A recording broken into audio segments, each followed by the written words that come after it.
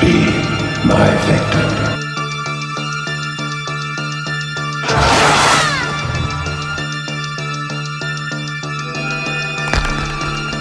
You should probably run. Are you understanding?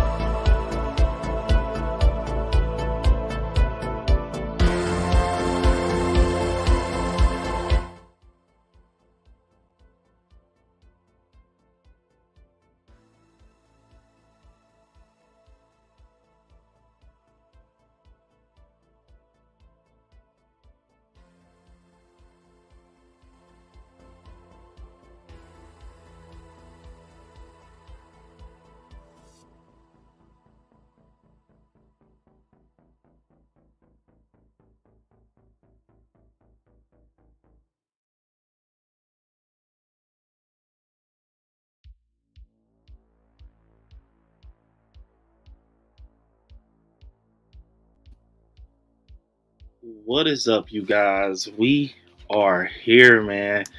We are here, man, for horror and chill, a horror and chill special, man. We're going to do something crazy. Old versus new horror, man. You guys probably like, man, what made you do this? You guys, I just think it needs to be done. I think it's going to be a fun stream. So, old versus new horror, guys. This should be a good one. I cannot wait to get into it. So before we get started, you guys, we got 25 likes. Let's see if we can get to 60, you all. And before we get started, you know I had to do this for my channel members and my patrons. You guys know, man, I appreciate you all so much. You helped me so much with the channel and everything. And I just appreciate you guys. And it's just the little things that you all do for me, man. And for everybody in the chat, man, I appreciate you all too, man. I'm still on a 10K high. I'm still on a 10K high, guys. I swear I am. I cannot believe it. Shout out to everyone that actually was on the stream for the 10K celebration. It was so fun. That was fun, man. That was a fun stream. Seriously, I had so much fun with you all. And yeah, guys, let me pull up this channel member video for you all. And kind of you guys in on this, man. Channel member, this is for you all. Appreciate it.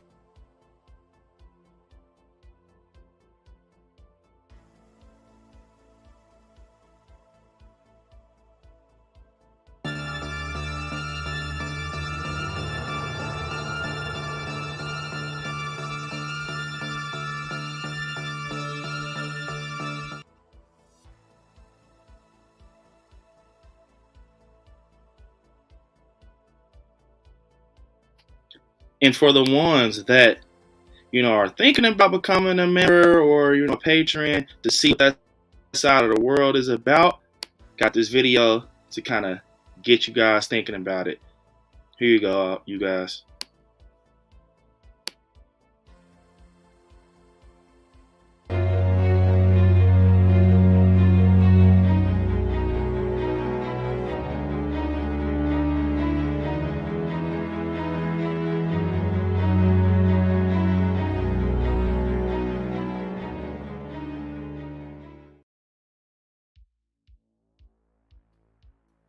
All right, that's for you all. That is for you all. Let me see.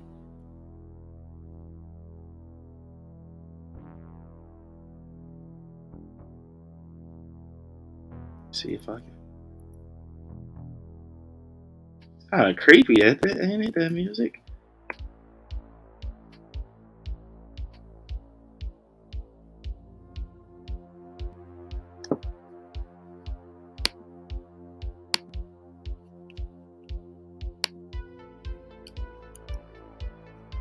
All right.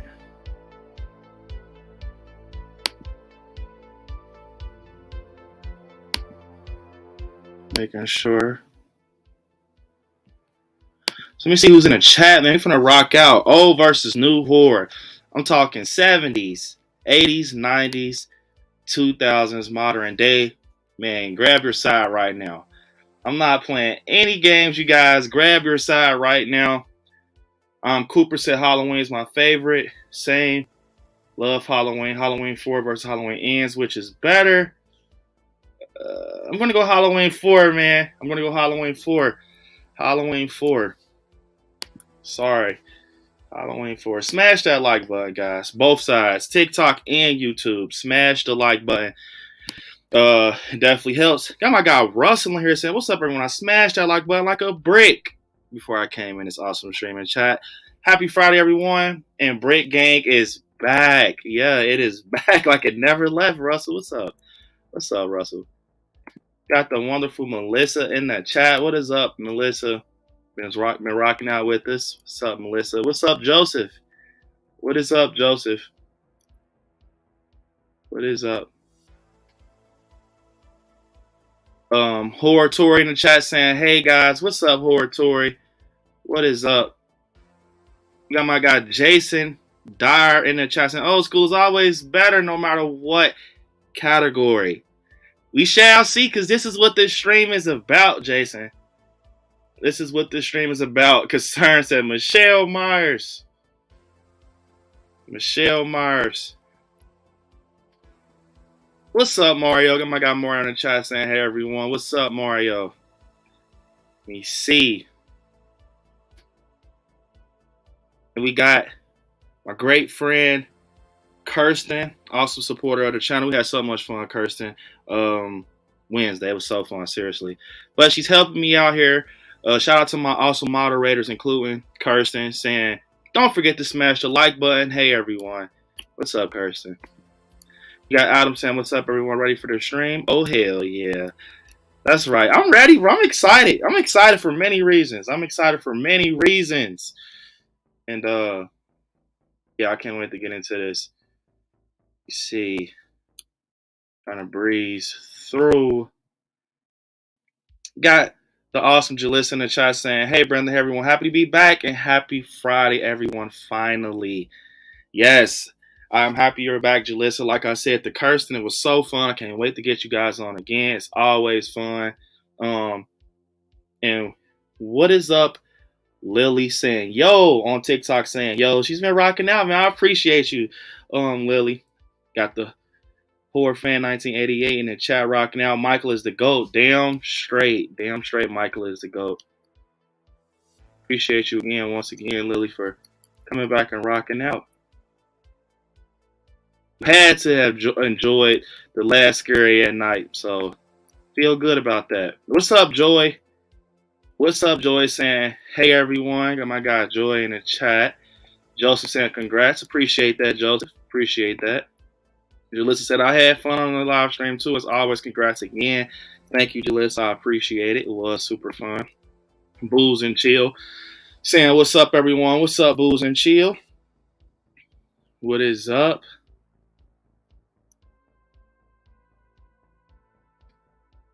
Joy say, yo, Brandon, when you get a chance, can you put me back on the member page? I got you, bro. I've been so busy this week, man, with like editing. I've been editing nonstop, man. I got you, Joy, and many others who became members. I will be doing it. So next video I'll put up, or the second video I'll put up, I will have you guys updated. I got you for sure. You got my word. What up, Slick? Saying, what's up, Slashers? What's up, man? Two boys say I like watching horror in 4K, but I like scary in 10K. Congrats again, Brandon. Well deserved. I appreciate it. Appreciate it, two boys. You've been rocking out with me, man. Awesome friend of the channel. Hell yeah. It looks better in 10K. That's right. Hey, man, we finna get into it. Mr. Vale 47 said, what's up, my boy? I'm back again. What's up, man? Welcome back, Mr. Vale. Welcome back. Adam, I'm on the side of the old age at 40. I'm crazy. Grandpa, I like Scary Family. Oh, okay, man. Adam. Stating his footing for the generations of horror. Got my guy Million in the chat. What's up, Million? What's up, bro? We got Donnie saying, yo, what it do, party people? Just hop in and say hi real quick. What's up, Brandon? My nose is still the same size, by the way. Oh, man. Bro, those fucking glasses, Donnie. Let me see. Joey said, yesterday I watched all 3 Evil Deads, and today I watched the remake, and I'm on season 2 of the show right now, man. I love Ash Evil Dead. Can't wait for the new one. Ooh, you're going to enjoy the new one, man. The remake is fire. Love it. Wayne, what's up, man? Since 10:38 Saturday here in Sydney, Australia.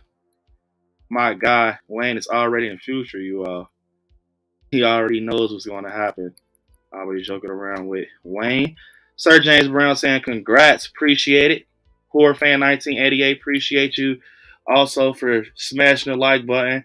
I got Michael Myers tattooed on the part of my sleeve. Hell yeah, man. Same. I got to get Michael tatted, and I appreciate it, Horror Fan 1988. And you guys definitely smash the like button on TikTok and on YouTube. Right now we're at, let's see. We're at 32. We're killing it. 32. We're at 2,000 likes on TikTok. 2,000. Throw some gifts in there, TikTok, all of that. Appreciate it. I got my guy Lanny in the chat saying, throw up that rate for the upcoming Evil Dead movie. Sick, you got a full preview. Looks creepy. Let me give it to you right now, Lanny. For me, man, 9 out of 10. Easy. 9 out of 10. Easy, Lanny. 9.5 out of 10. Good ass movie, bro. Seriously, go check it out. It is weeks away. Evil Dead Rise. Lee Cronin killed that. So get ready, man. Louis Jackson said thoughts on Halloween 2009 by Rob Zombie. Hands down, my fave. We go get into it. Louis, I promise. Rob Zombie's Halloween. Reboot of Jason. Some Stephen King films. Some John Carpenter. And let's get into it. Before I get started, you guys, one thing I want to tell you all is for my channel members, I will be posting behind the scenes stuff in the YouTube community. But it'll be only exclusively posted for you all. Please don't share that. I repeat, please do not share that. I am keeping stuff like that exclusive only for you guys because you pay for it. And why not? So please don't share that. So it will really be just for you all. And I got some cool stuff coming. Plus, for my channel members, I'm going to do something different. So we got watch parties. And, I'm trying to bring you guys on for my channel members. Once again, if you guys want to ever, make an appearance on the stream and rock out with us, remember, you can become a channel member, Karen package. Come on up, chill out, get a chance. Also, I will start to be doing private live streams. Well, it wouldn't be live. So the stream will be, but it's not even a stream. I'm going to invite you guys in, and you guys can ask me. Well, it will be a stream, and you guys can ask me any questions, literally life questions for, being a content creator, anything. You need help with something, journey with YouTube, got any questions about the process I go through as being a content creator, you might want to get that channel member package. I will be doing it. I'm not going to do it this month of April. I will be doing it. I will start it May. In May, I will do once a month.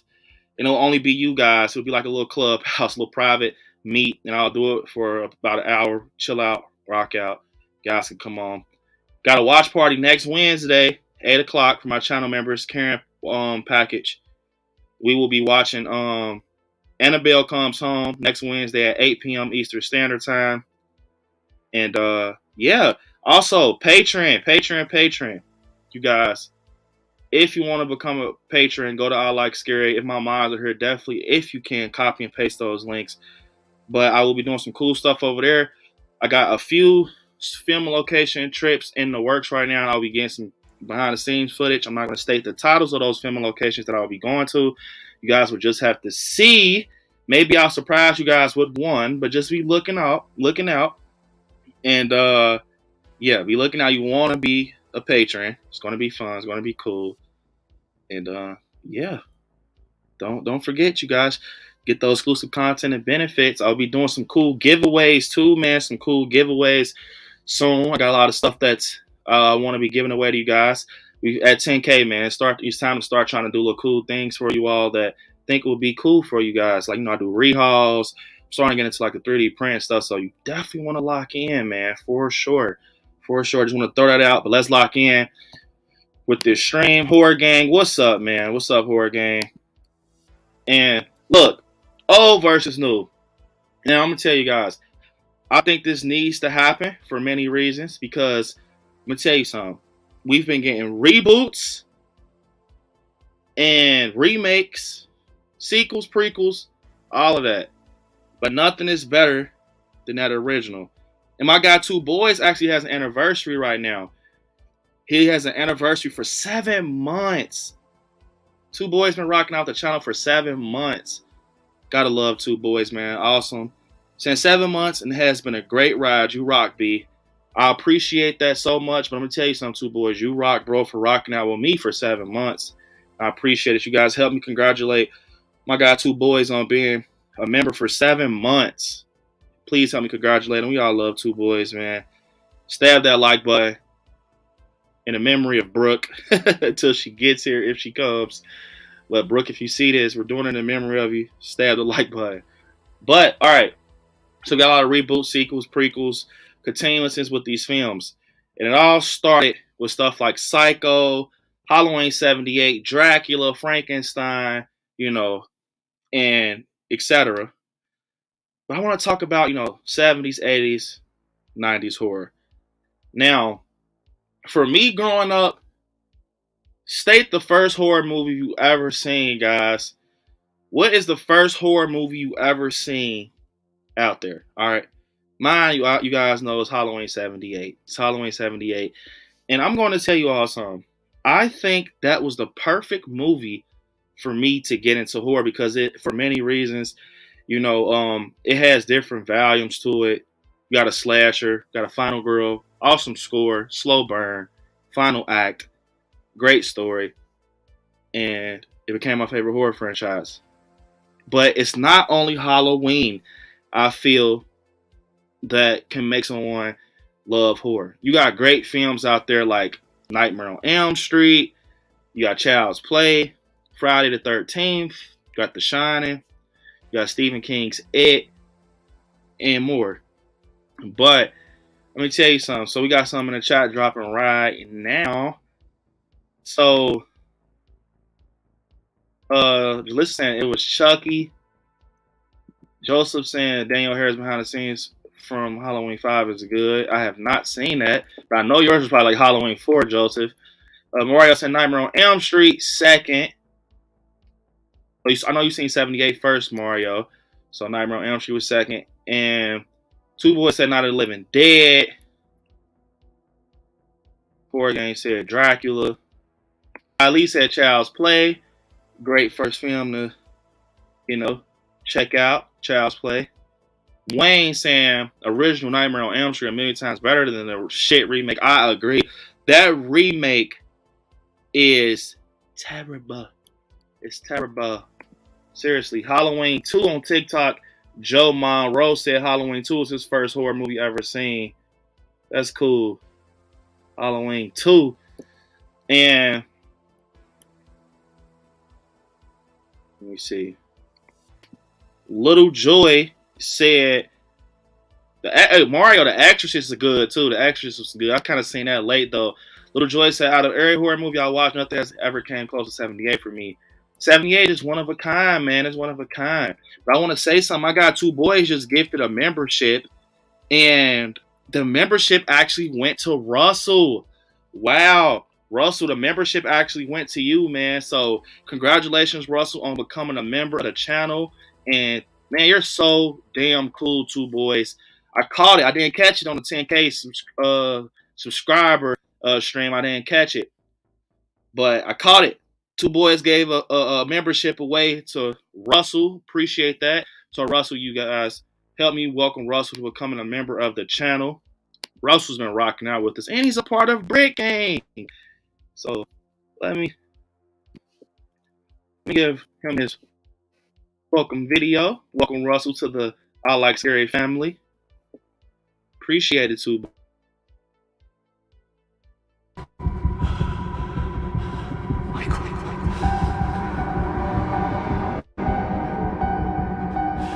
You've come home.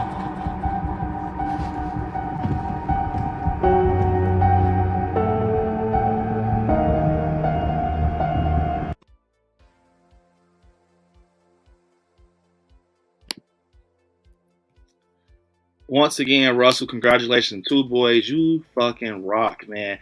Horror Fan 1988 said Rosemary's Baby was her first horror film, which is a crazy ass movie.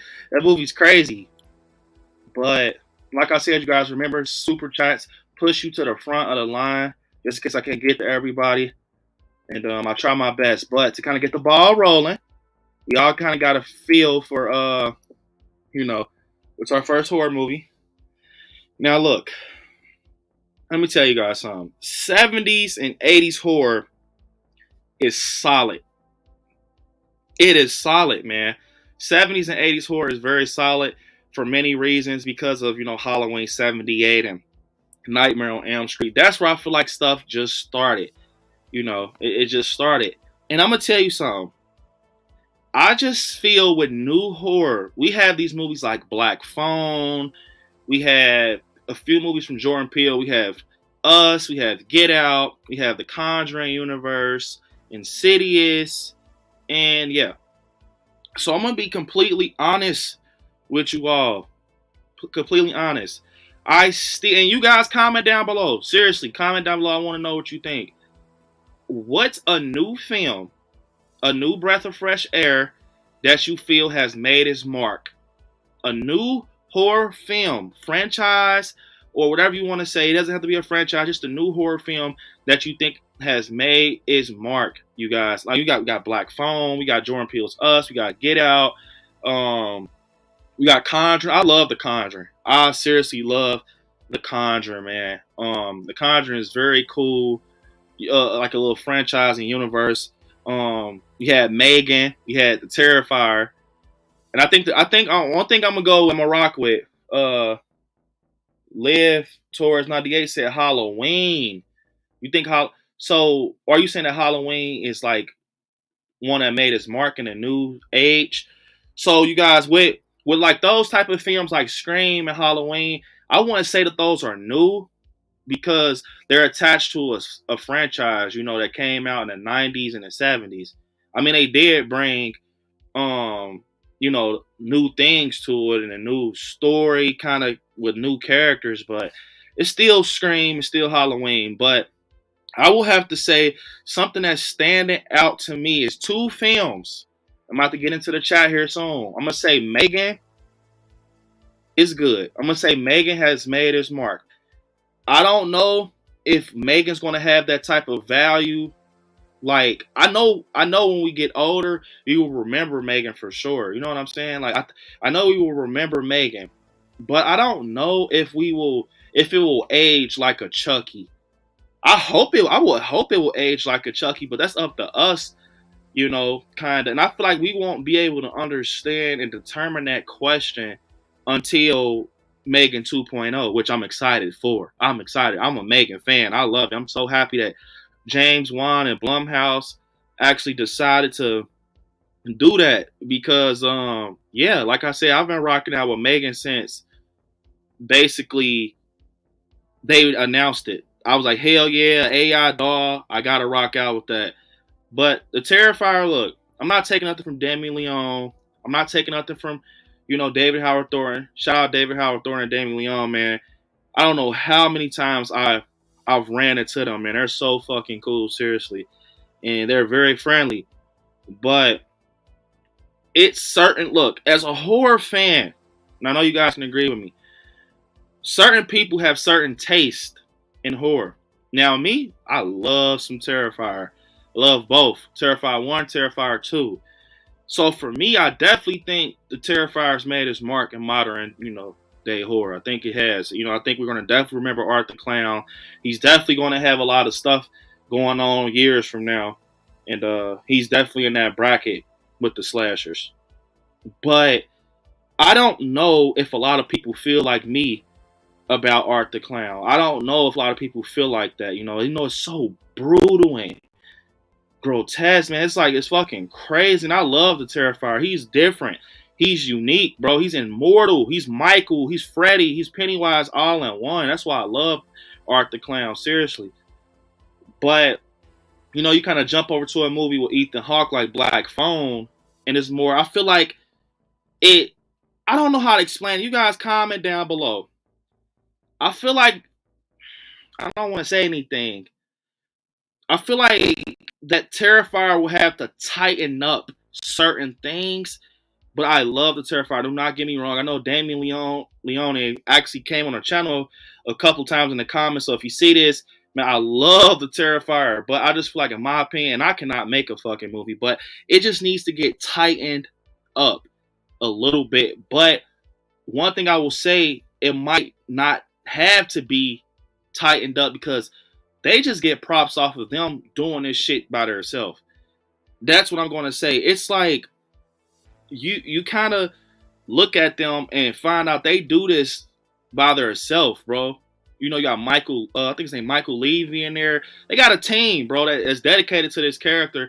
And I give them all the damn props in the world for putting this character together in this story. Because I love it. I love it. And I feel like it needs to be tightened up just a little bit, though, to kind of get to that level with like a Scream or Halloween. If that makes sense. Now, the character alone is fucking crazy, but I just feel like some stuff, it falls short.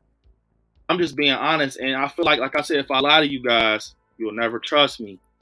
And that's just the truth. But I feel like those films I just named definitely made its mark. Now, we still got a lot of other films that's doing, like, you know, like continuance. I see a lot of people saying Megan, Terrifier, Megan, Yeah, man. Show Megan some love. What the hell are you guys doing? We love Megan, right?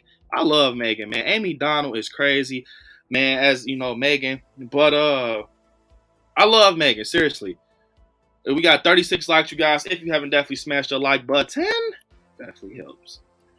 But I really enjoy Megan, man. Blumhouse is very cool. But one thing I will say, we kind of talked about basically some films. Those are just ideas of what some films we feel like that's already made its name for itself.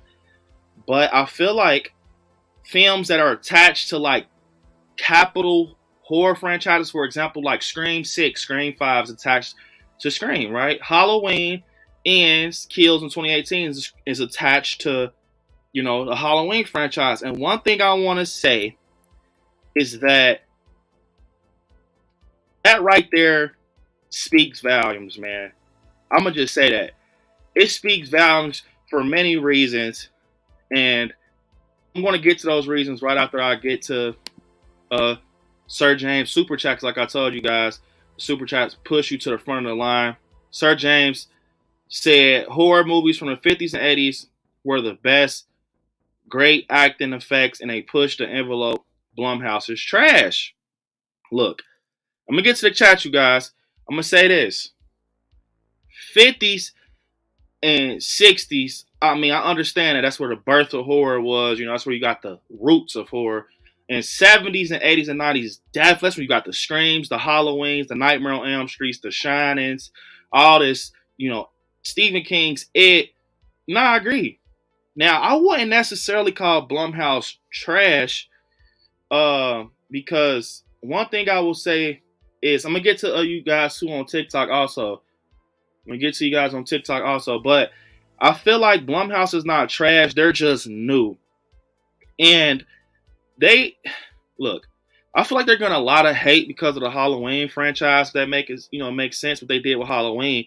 But personally, I really, really do give them props for trying to make something new. You know, Megan is their thing. That's their rights. That's their piece that they own. I love Megan. Also, Blumhouse, they let alone, you know, from ends, but 2018 and Kills was great. I love 2018 and Kills. They killed it. David Gordon Green. And one thing I will say, it is not easy to continue a franchise. So big shout out to David Gordon Green for at least trying. And, you know, at that, they had Halloween, bro. They had Halloween. Radio Silence had Scream, which is very hard to capture, you know, being that Wes Craven is no longer with us. So you could just take what you learned from him and his legacy with you and continue, you know, in his, you know, spirit. And it's hard, but Radio Silence killed it. They've been killing out. Scream 5 kind of is rocky. I'm not going to lie. It's not perfect, but I enjoy it. Is it the best? No. Is it close to the best? Hell no. Scream 6, is it the best? No. Is it close to the best? Hell yes. Hell yes. Scream 6 is close to the best. But one thing I want to say, just touched on Sir James Brown. Blumhouse, I won't call them trash because they're taking that risk, man. You know how I don't understand, and some of you guys in the chat might not understand. I will only imagine, bro. Like, it is very fucking hard to sit down and think, hey, I'm gonna come up with a character named Megan, an AI doll, and she's gonna terrorize MFers, right?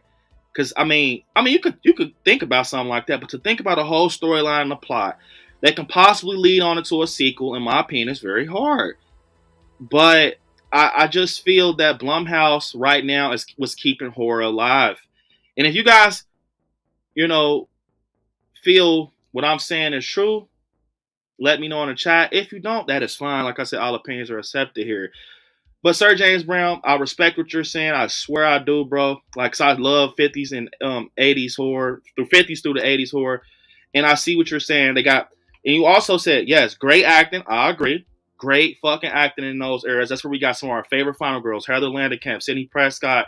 If you add, you know, to the 90s, and Laurie Strode, and you got the Friday 13th, you know, franchise, and you got, you know, some of Wes Craven's best work out there, John Carpenter. And yeah, so I definitely see what you mean.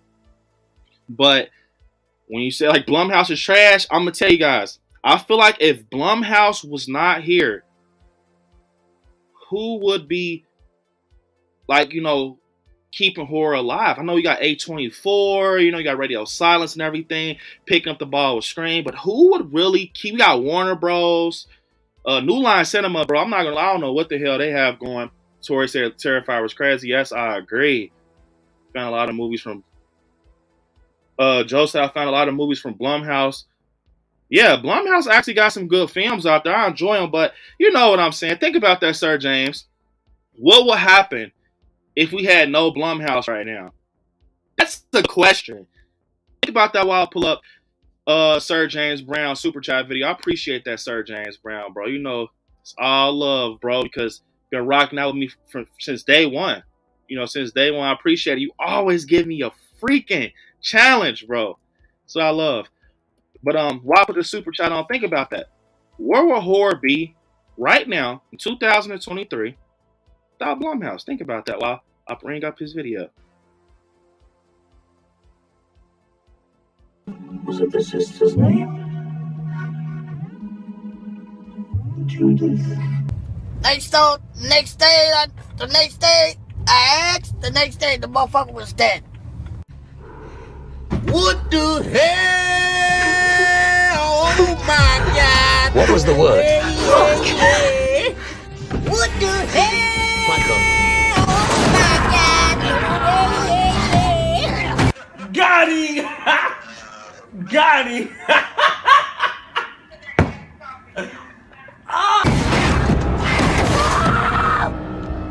Damn!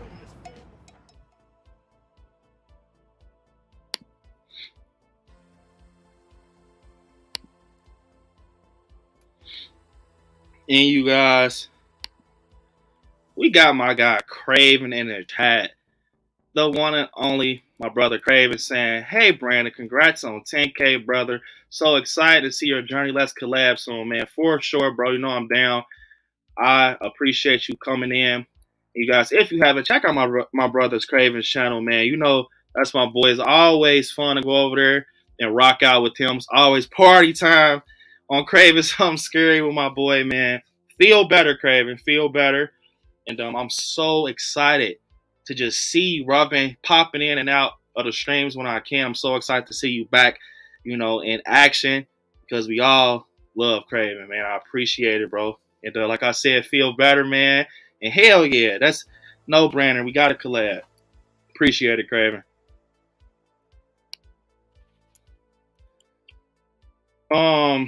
Let's see.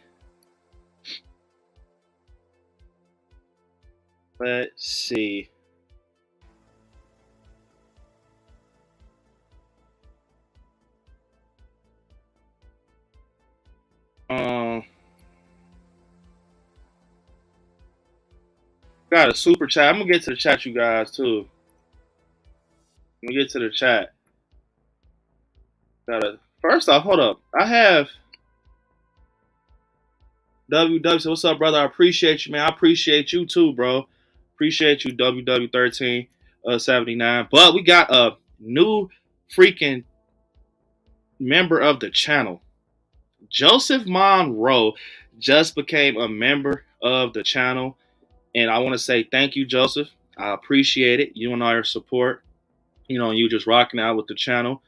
And for everyone in the chat, please help me welcome Joseph Monroe to becoming a member of the channel, man. I appreciate it. And, hopefully I see you rocking out in the chat tonight with us. The hell yeah, Joseph, man. Appreciate it. Give you your video, man. And we getting some channel members, people, coming over to the other side. Gotta love it. This is for you, Joseph, man. Appreciate you again, man, and welcome to the I Like Scary family, man.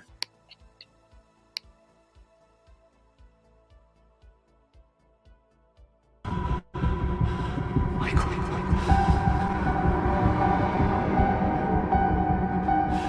You've come home.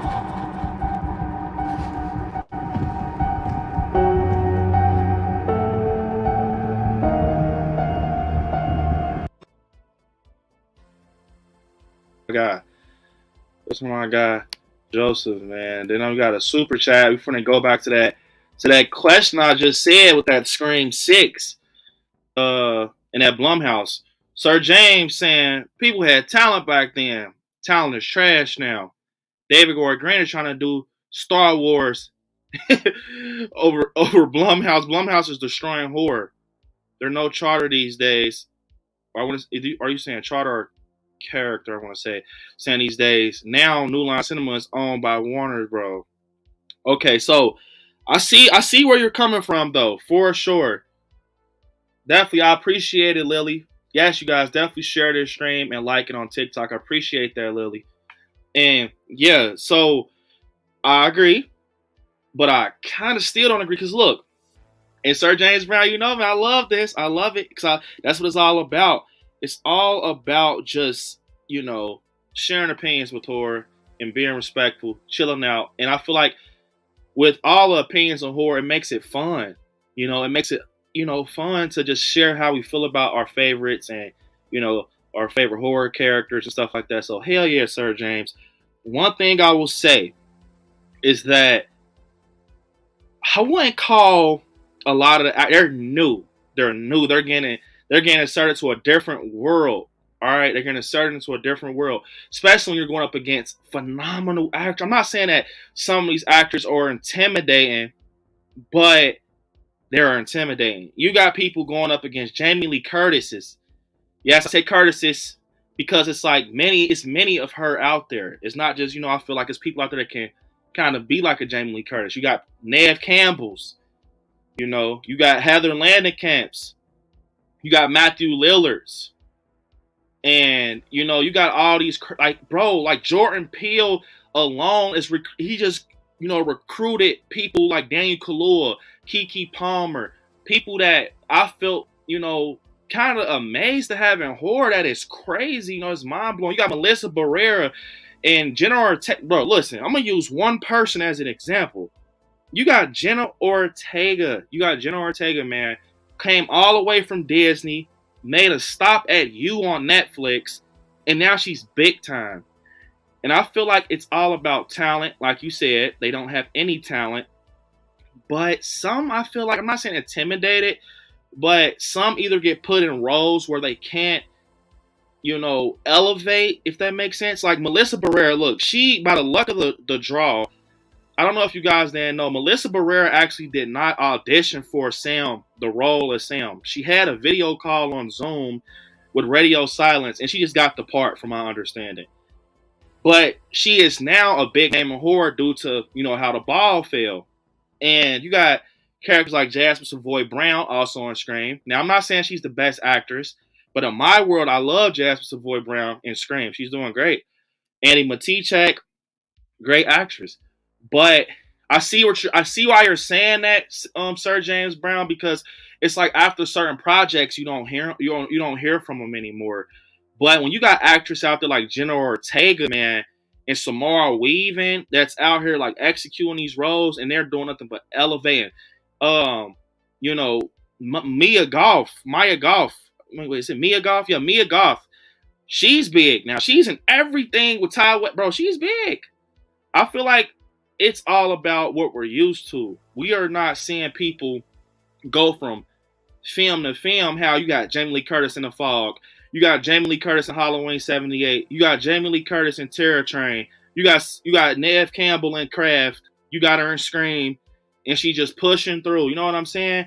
And only person that's kind of amounting to that type of role is like Jenna Ortega. She's in Wednesday. She's in Scream. She's in X. And that's why I think people call these new actors bad, because they do one project and they're gone. But I won't say they're bad. I just will say they're new. And probably just intimidated, bro. Like, Melissa Barrera got put in a movie with Neve Campbell. And I don't know how that goes. Jenna Ortega and Melissa Barrera are both great actresses. But in my eyes, man, Jenna Ortega is Hollywood. I will be kind of nervous working with her. Bro, she's been in this shit since Disney. So, you know what I'm saying? I won't say they're intimidated. It's either they're intimidated or they're just put in roles where they're not able to elevate, if that makes sense. But I understand why you said Blumhouse is destroying horror, you know, and it's because of Halloween Ends, bro. I'm gonna just say the truth.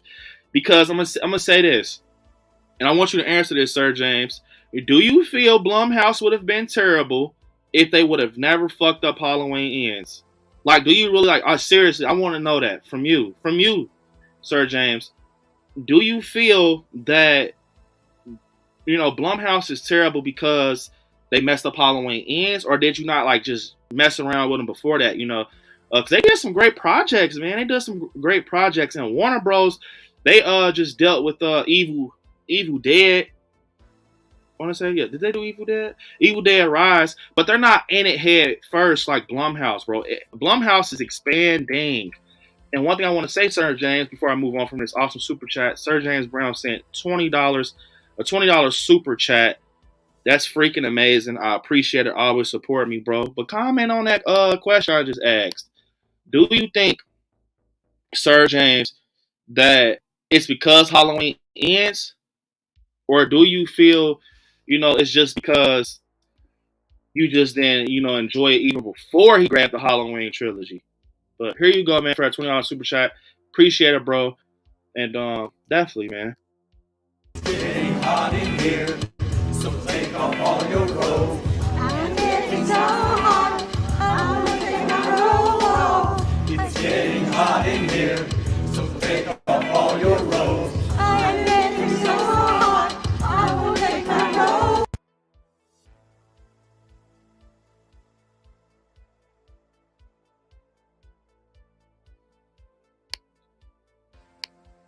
That is for you, Sir James Brown, that awesome super chat. But back to what I was saying, guys. Hell yeah, Craven. Feel better, bro. And you guys, if you haven't, let me see. We at 39 likes. Smash a like button. We're 20 away from our goal. Appreciate it.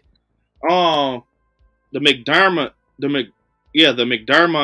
way said, as a classic horror fan, I think a lot of the A24 movies are overrated. I love Hereditary, but movies like Midsommar, The Witch, etc., seemed underwhelming to me. Now, I'm about to get into the chat real quick, you guys, because I know there's a lot of opinions out there, man, and I appreciate you all rocking out tonight. But to comment on this, I agree. I enjoy Hereditary for certain reasons, but I don't know if Hereditary will have great rewatch value in the future. It's too out there. I'm gonna call this category the out there horror films. Like Midsommar, The Witch, and those things with the cult and stuff like that. Sometimes when horror goes, and I appreciate that, man. Appreciate that, Tracks, man. With the Marachi hat. Appreciate it, man. Gave me the Marachi hat. I enjoy, out of all the ones you named, Hereditary was cool, but The Witch and stuff like that, it's too deep, man. I see why you said that now. I don't even know if and A24 is great, but I don't know if I would ever do that. The Witch is a classic, Chris said.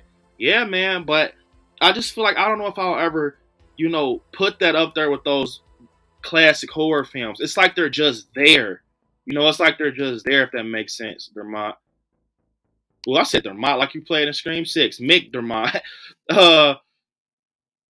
Craven said, crazy to think that the 6th entry will be the highest. Yeah, that is crazy, man. Wow. Scream 6, man, just ranking up in the franchise. Who would have ever thought, man? Passing up Scream 2. But that shows you a lot, though. It fails in the right hands of, a director and a company, and they just went for the stars, man, and now it's there. And I cannot wait for Scream 7 because, wow. But Alyssa said, I agree with you, Brandon. Definitely. I just feel like, it's I think you're talking about the Terrifier stuff, possibly. I'm so far behind on the chat. Adam saying, I love all eras horror. Old films are my favorite for the atmosphere and the practical effects. Newer films like Megan, Black Phone, and Conjuring universe are also great. But one thing I will say though, a lot of these horror films I'm starting to find out, like, you know, as I gain more knowledge with horror, you know, because you're never too full on knowledge for something you love like horror. You know, I'm starting to see that a lot of these directors, man, are taking older stories. Not even just like how Scream 6 and Halloween are going back and, you know, for example, Scream 5 was kind of more of the original Scream. Scream 6 was kind of Scream 2. Halloween Kills was kind of like Halloween 2. And Halloween 2018 was kind of like Halloween 78. You know what I'm saying? I'm not talking about that. I'm talking about like real stories that's based on real life things. Like, and they're trying to get inspiration from shit that's really in newspaper. I'm starting to think that, or like kind of comparing to like older mock-ups and stuff like that, because in my eyes, I always compare like The Conjuring to like those Exorcist films or those Poltergeist films. You know what I'm saying? Because you see so much in that, or The Ring. And Black Phone is like a standalone film. You know, Ethan Hawke as the grabber was just him as the grabber. And Blumhouse did that project. And I think that's cool. But Megan is definitely inspired from like Chucky. But they kind of mixed Chucky with the MacBook and the iPhone era. And was like, hey, let's make an AI doll instead of old raggedy plush doll, you know, or whatever type of doll Chucky is. Because my shit's made out of foam. But Million said there's a double standard in nostalgia for the older films. The new stuff is that bad and the older stuff isn't that great. I love what Million just said, because that's one thing that I wanted to talk about also, Million. I feel like us as horror fans, we got too comfortable. And I absolutely love my guy Million just said, because that is very true. And I'm starting to learn that, because like, lately I've been on this little high. I'm going to call it a high, where at night I try to dive deeper into these older films. Like a couple nights ago, I watched Misery with Kathy Bates, and you know, that story, you know, that classic story with Misery. And I feel like I looked at that and I'm like, damn, I wonder will they ever try to remake a movie like Misery? Because there's no one gonna ever be no Kathy Bates. The way she did that role of Annie, bro, is crazy. And I was just sitting there watching. I've been doing this a lot lately, trying to watch a little bit of the older films, like rewatch them with a new set of eyes. Because what Million said is true. And I feel like the reason we're so attached to older horror films is, I'm going to say this. I'm going to say, like 80s and 90s horror, man, it was addicting at some point. That's when you got some of the greatest horror films. You got some of the continuances of Nightmare on Elm Street. That's when Scream got started, and then Scream led into the 2000s with the Whodunit. And then you kind of go back to the 70s and just through the whole 80s and 90s era. That's when Michael was in, you know, prime for real. He's getting introduced to us, and we're loving Dr. Loomis, Donald Pleasance, and Jamie Lee Curtis, and Jamie Lloyd, and you know what I'm saying? So I feel like we just got attached to that era, like how Million said, you know how sometimes some people don't like new. Some people don't want change. And there's nothing wrong with that, because it's like sometimes you change something and you get burnt. You're like, man, fuck, I know I should have stuck to the roots. You know, that's like, for example, someone's like, hey, try this new fruit. You know, I don't eat like olives and certain vegetables and stuff like that.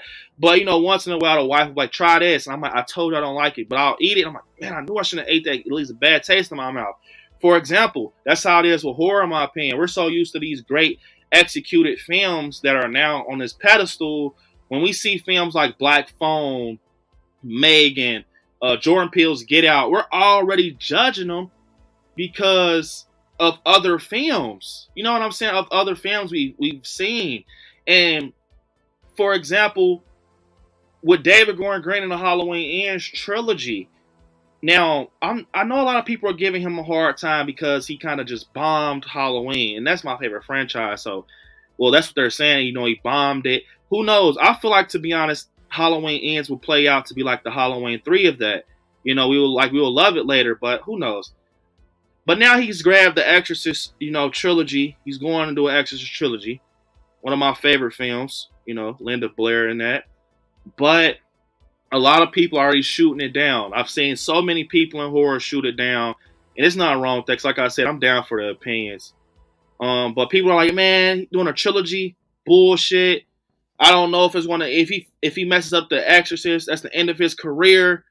You know, he messed up Halloween, not two big franchises, and I mean he's taking a risk. And I read an article with Jason Blum saying that The Exorcist is by far the riskiest film they've ever done due to expensiveness and just, in general, it's The Exorcist. But it's like us as horror fans, we can't be the type to judge horror off of what we've seen, because how will we ever get another icon? How will we ever get another Final Girl? How will we ever get another story that's similar to like Michael's if we never give it a chance? We gotta give it a chance at some point, man, because if we don't, we're gonna always be stuck in the 70s of horror. We're gonna always be stuck in the 80s. I'm not saying we can't love it, because a lot of my favorites are in the 70s, 80s, and 90s. But if we never give these new films a chance, it's like, I mean, you don't have to, because some of these movies are batshit crazy. Like, bro, like they try to redo the Jeepers Creepers, bro. Like the Reborn, they try to do a continuance to that. Terrible. Now, some people are just playing around with these films, Tally said you're right. Blumhouse is keeping horror relevant. Yeah, I feel like Blumhouse is actually keeping horror relevant. Seriously, I feel like without Blumhouse, I don't know what would be going on right now. Little Joy said Blumhouse is bringing back old horror franchises they made on some of the best Halloween movies we had. Now they're doing an Exorcist franchise and they want to do Freddy. See, yeah, they're trying to bring it back, because I'm telling you, if it wasn't for Blumhouse, we wouldn't have any Halloween 2018. We wouldn't have those things, bro. Like, you know what I'm saying? And you gotta just give them credit, man. The Halloween Geeks said, "Are you up for Five Nights at Freddy movie by Blumhouse?" Yes. Gotta love Five Nights at Freddy. If you guys have never played the game, check it out. And they got Matthew Lillard in that, man. So I'm excited to see what they do with Matthew. And I heard that it's going to be coming out on Peacock in October. So I kind of feel like something made me feel like they're kind of like not rushing it, but damn.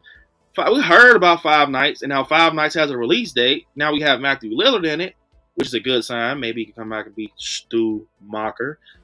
But I don't know. Speaking of Stu Macher, the biggest Stu fan I've ever seen, my guy Craven said, Five Nights at Freddy's starring Matthew Lillard. Can't wait. Yeah, man, just go in that theater, Craven. I'm not the theater, because I'm not going to be in the theater probably. It's in Peacock.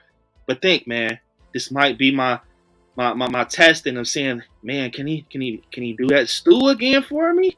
I think of it like that. Slick said, I feel like Blumhouse will probably ruin A Nightmare on Elm Street. Look, I'm going to tell you something. And I want to talk about some Nightmare too, because look, sad to say, the first Nightmare on Elm Street is not my favorite. You guys can call me what you want in the chat. I've been rocking out with Dream Warriors for so long. Dream Warriors is my number one Nightmare on Elm Street. But the reason I'm going to say Nightmare on Elm Street will not succeed is because, number one, I talked to Robert Englund before at a convention. I asked him would he ever play Freddy again. But, I'm no one. He could just feed me like, hey, get out of my face. But he was cool as hell. But he said it's not enough Viagra out there for me to play Robert Englund. I mean, play Freddy Krueger again. He was super serious. But I know Jason Blum said he wanted to tackle that and get the Robert Englund. But one thing I will say is the moment Robert Englund is not casted for A Nightmare on Elm Street, this is not me saying it, like my opinion. I would not want to say nothing like that, because I feel like it's people out there that can definitely capture the role of, Freddy Krueger. Vecna, the guy who plays Vecna, I always say that I think he would be a perfect Freddy Krueger. But I will say this also. I feel like that the moment Robert Englund isn't casted for Nightmare on Elm Street, it's going to be just like how Sidney Prescott was when she kind of left out of Scream. It's going to just... But look, though, proves wrong. Scream 6. Biggest Scream film of all time. Money-wise. So... Yeah, man. I mean, sometimes you got to take that risk and kind of tell his fans, hold up, let me show you this. Let me show you. Be quiet, please. Let me show you. I think that's what they're going to have to do, because Robert actually is not trying to come back as Freddy, man. And I'm going to tell you something, man. A lot of these franchises that's coming back, because this is old versus new, so this is perfectly said. I feel that they're only coming back for money. I'm gonna be honest, or competition. I've always felt like that because in all reality, Pennywise was the first to come back. He was the first to come back in the horror, and I said it. And then it was Michael. I'm not. It's not. It's not a competition with that. But Pennywise was the first to come back. He came back, and I loved it. I loved it. I really did. I enjoyed it. I enjoyed the new interpretation of the story. I love Bill Skarsgård as it. In my opinion, he bodied it more than Tim Curry. That's just my opinion. But hey, he did a great job. And then we get Halloween, and then after that, we get Scream. Now I'm not saying it's like all for money with those films, but we got a Friday the 13th TV show coming out. All right, I'm not saying I hate it. I want to see it. I want to give it a chance, but I find it so weird how soon as a lot of these horror films started coming back, a lot of them's like, hey man, get on the ball. Bring such and such back. Get them. Look, it's so, think about this, you guys. It feels like I got on a spaceship and went back in time. How many of the original horror movies are either being remade or continued? I'm like, damn, I would never think I would be in a theater watching a Scream movie. Seriously. Like, if someone told me that I would be in a theater watching a Scream movie with Sidney Prescott in it, I'll be like, you're lying, bro. Like, I can't believe it. I got to see a Halloween movie in the theaters with Jamie Lee Curtis. Bro, like, just let that sit there and sink, you guys. Halloween and Scream. Last time those movies was in theaters was in the 90s, the 80s, and the 70s. And we got to see them at its full potential, bro. I think about stuff like that all the time, man. Like, you know what I'm saying? I just think about that. And it is back. Horror is coming back. But slashers, I don't know what's next for slashers. I was just talking to someone about that. Scream was like the last film, with Ghostface and everything that was, like slashers. But we got paranormal stuff kicking back up. We're going to get into that just here soon. My guy Adam said, every generation has talent. There are great horror films and icons in every era. Everyone has their favorites. Mine are Frankenstein, Dracula, Freddy, and Michael, etc. Great picks. Great picks. Great picks. Holy shit. Megan. Yeah, man. Mia Goth. That's right.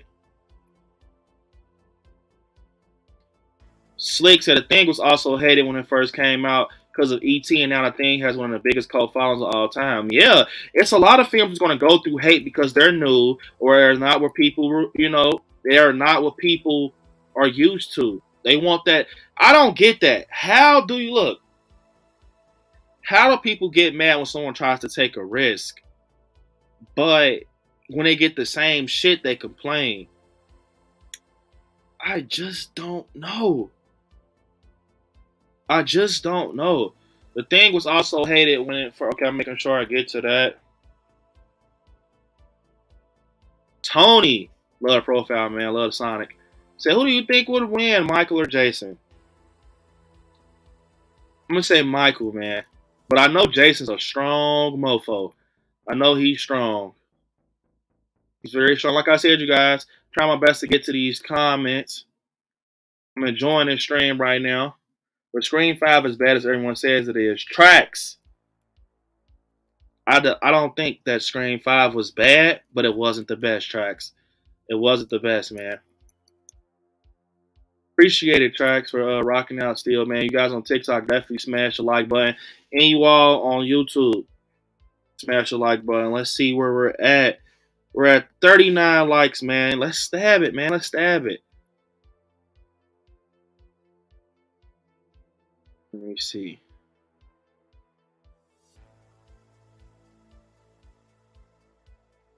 At least I tend to think A24 is overrated. I wouldn't say they're overrated. They just have their own type of film. They just have their own type of film. I feel like they're what they want in a film. They have their own type of taste. They're different. I wouldn't say they're overrated. read it, but I see what you mean. If that makes sense. Lily said Michael, he could just throw Jason in the water. So you heard that from Lily on TikTok, said Michael could just throw Jason in the water, he's gonna get drowned. Hey, if you guys never, I love what Mario just put in the chat, Paranormal Activity, fun fact, bro, I'm actually kind of scared of some of those paranormal activities out there, man. They're creepy as hell. Like the one that was like, I guess they had like a witch that lived under the stairs or something like that. I'm like, damn, imagine that. You live in an apartment building, it's a damn witch under the stairs. Yeah, Halloween 6 definitely has some good atmosphere. It's just not one of my favorites. But I agree. You know, it's that outside that rain and everything. McDermott said the classic horror films just seem to have. Ooh. Now, one thing I want to say is that Tracks, I appreciate it with the gifter badge, man. I appreciate it. So I remember when people thought Paranormal Activity was real footage at first. Yeah, Tracks, it was just like that with Blair Witch. Blair Witch, they thought Blair Witch was real back in the day, and that's how Paranormal Activity was kind of, you know, put out there. But yeah, I think it's something. Look, I'm going to say this. It's like the 70s, 80s, and 90s horror had a certain grain. Like, I'm going to be honest. It is not even just the execution on the roles, bro. Like, 70s and 80s and 90s horror, it was a certain look on the screen.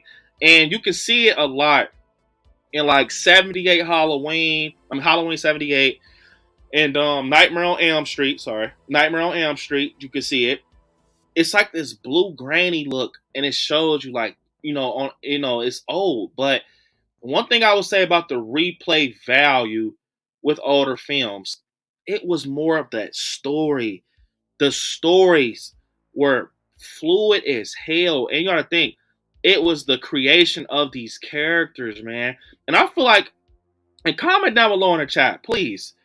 I'm on a younger side, guys, but man, they were pumping out Halloweens. They were just pumping out Scream films. What the hell, man? Like, you know what I'm saying? They were just pumping these films out.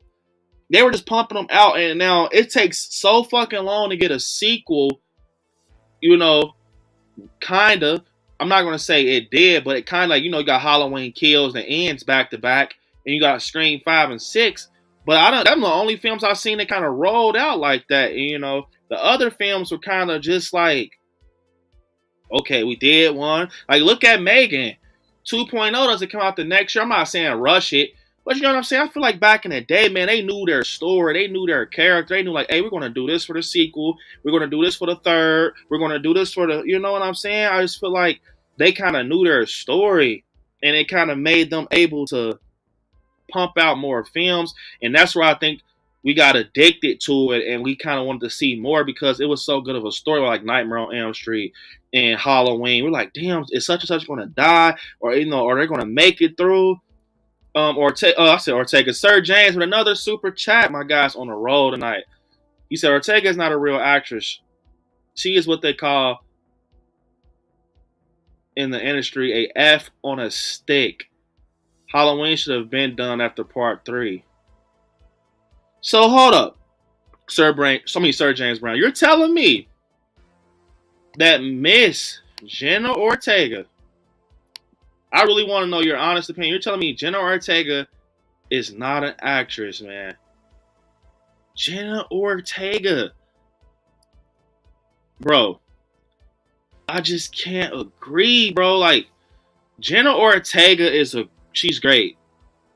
She is great, man. I can't agree with that because it's like, you got to think, she just now entered the cinema world, Hollywood. She was in Disney, and she kind of went through, and I appreciate that, Lily. She was in that, but now she's big time, Wednesday. And look, the reason, and Jenna Ortega is now one of my favorite actors. Like, I really enjoy Jenna Ortega for many reasons. How versatile she is, bro. Like, the versatility is there. Like, she's going from playing a final girl role to the point where you see her in Wednesday. It's like, damn, bro. Like, she's like, She's like the LeBron James of acting right now for females, bro. Like, she went from Wednesday to being dark and just soulless and just great to the point people don't even call Jenna Ortega for real. Like, they'll say Wednesday. You know how many Wednesday jokes is out there? You know, in Scream, where Jenna Ortega, people like, oh, you talking about Wednesday? That's how great of a job she did, you know. And I'm going to say this, man. I think she's a great actress, and she's only getting started. You know, she's in X. And she has more. She just got casted for, I want to say, Beetlejuice 2. Like, who's doing that, bro? Like, I'm not trying to be funny or make it a competition with actors, because all actors are great at what they do, but damn. She's Beetlejuice, Wednesday, Scream, X, You. What the fuck? Next thing you know, she's going to be in Halloween. I'm just saying, bro. Like, she's killing it right now.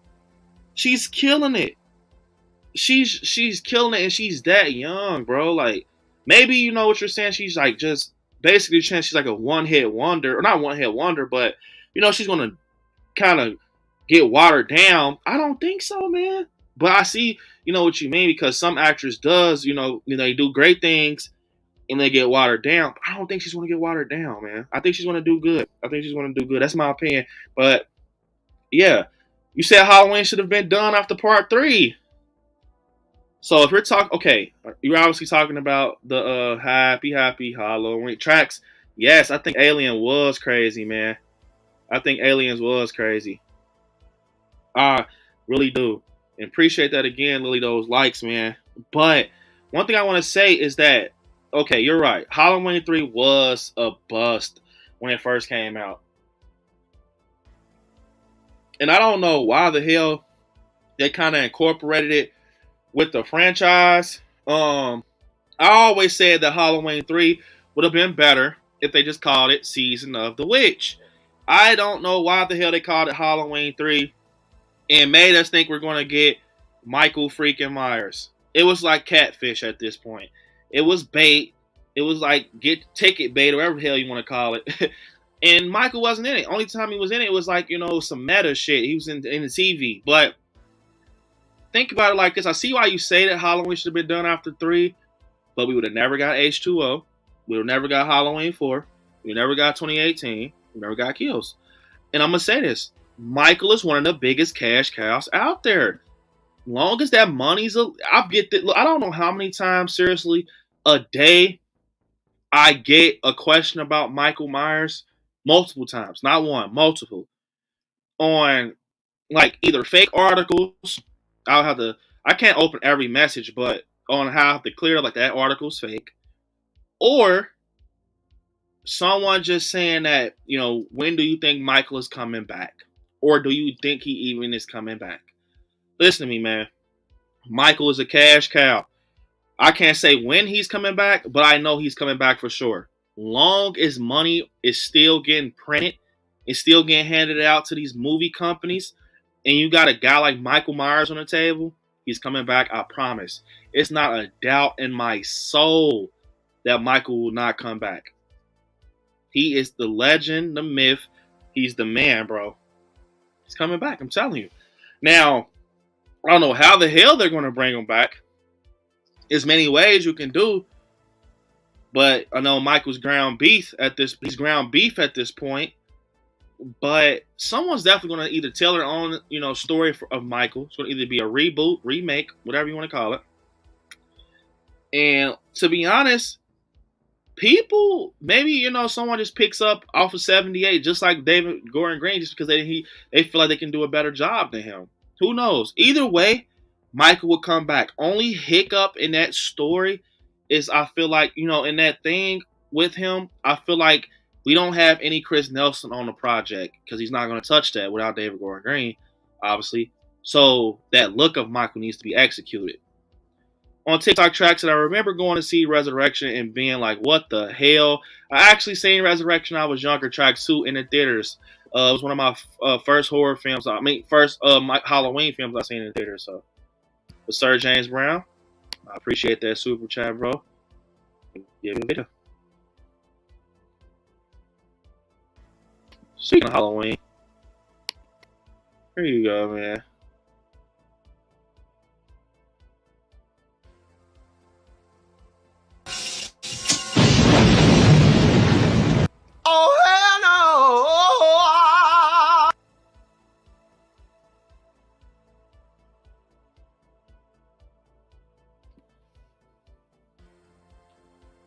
But one thing I want to say though is that old horror films definitely has, okay, they have this thing with older horror films where it's like something. And you guys comment in the chat. I want to see what you guys think. Comment in the chat. It's something that older films have, horror films like Poltergeist, The Shining, It, 78, Nightmare on Elm Street, Friday the 13th Part 3, Final Chapter, Jason Lives. Films like that, they have this thing that I want to know, what do you guys think it is? And I'll tell you what I think it is that newer films don't have. And it's crazy because newer films actually are better looking than older films. So it's not that. You know what I'm saying? It's like, I feel like where that saying comes in, if it's not broke, I mean, if it's not broke, don't fix it. Or if it ain't broke, don't fix it. You know? So I feel like it's something along those lines where sometimes people think too hard, man. They think too hard about films and shit, where you can just have a simple film. Track said, did you ever like Psycho? I mean, I enjoyed it. It's not my favorite, but yeah, I enjoy the tracks. But yeah, I what is that? What would you call it? It's something that separates old horror films from new, and it's not the story or nothing like that. It's something that's so thin you could not even see it. And it's something that makes horror, the older horror films, stand out more because, okay, for example, a film like Killer Clowns from Outer Space, done by the Kyoto brothers. I love the Killer Clowns. And some people will watch Killer Clowns, and I'm so serious, I done heard it.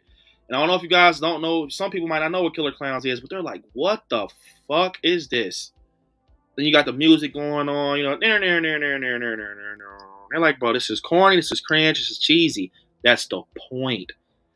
That's what I'm saying. Some cheesy films are great. Killer Clowns is probably the first one I will say that about. And I feel like, why is a film like Killer Clowns, and I love it, it's one of my favorites, but I'm asking myself this, and you guys should ask yourself this too. Why is a film like Killer Clowns from Outer Space getting so much love in 2023, 2022, 2021? You know what I'm saying? Why is it still getting love? It's something there. And I'm going to tell you, Red Killer Clowns, to be honest, bro, some of that shit in that movie is terrible. You know what I'm saying? It's terrible. It's corny. It's slow. But I love it. You know what I'm saying? You guys, am I sounding like crazy or something right now? Like, I love it for what it is. You know what I'm saying? 78. I had a friend. Fun fact. I had a friend, right? He's not into horror or nothing. I'm going to get to the super chats. I see you, Donnie, right there. I see you right here on my thing. On my chat. I'm going to get to him, I swear. But, and we're talking old and new, you guys. Come on, get pumped. This is horror. This is the generations. This is what got us started. We're rocking out, man. We just started, man. But I feel like, okay, I had talked to my friend one time, and we talked on and off, and he had asked me because, you know, he knows I do YouTube and stuff like that, and he said, what's your favorite horror movie? That's exactly what he said. He said, what's your favorite horror movie all time? And I said, Halloween 78. I bullshit you not. I promise. If I'm lying, I'm dying. He said, man, that movie's terrible. He said, that movie's shitty, bro. He said, look, quoting, that movie's shitty, it's terrible. It's like, why do you like it? It's nothing happening in that movie. He wasn't even killing in that. Why do you like it? He said that to me. Halloween 78.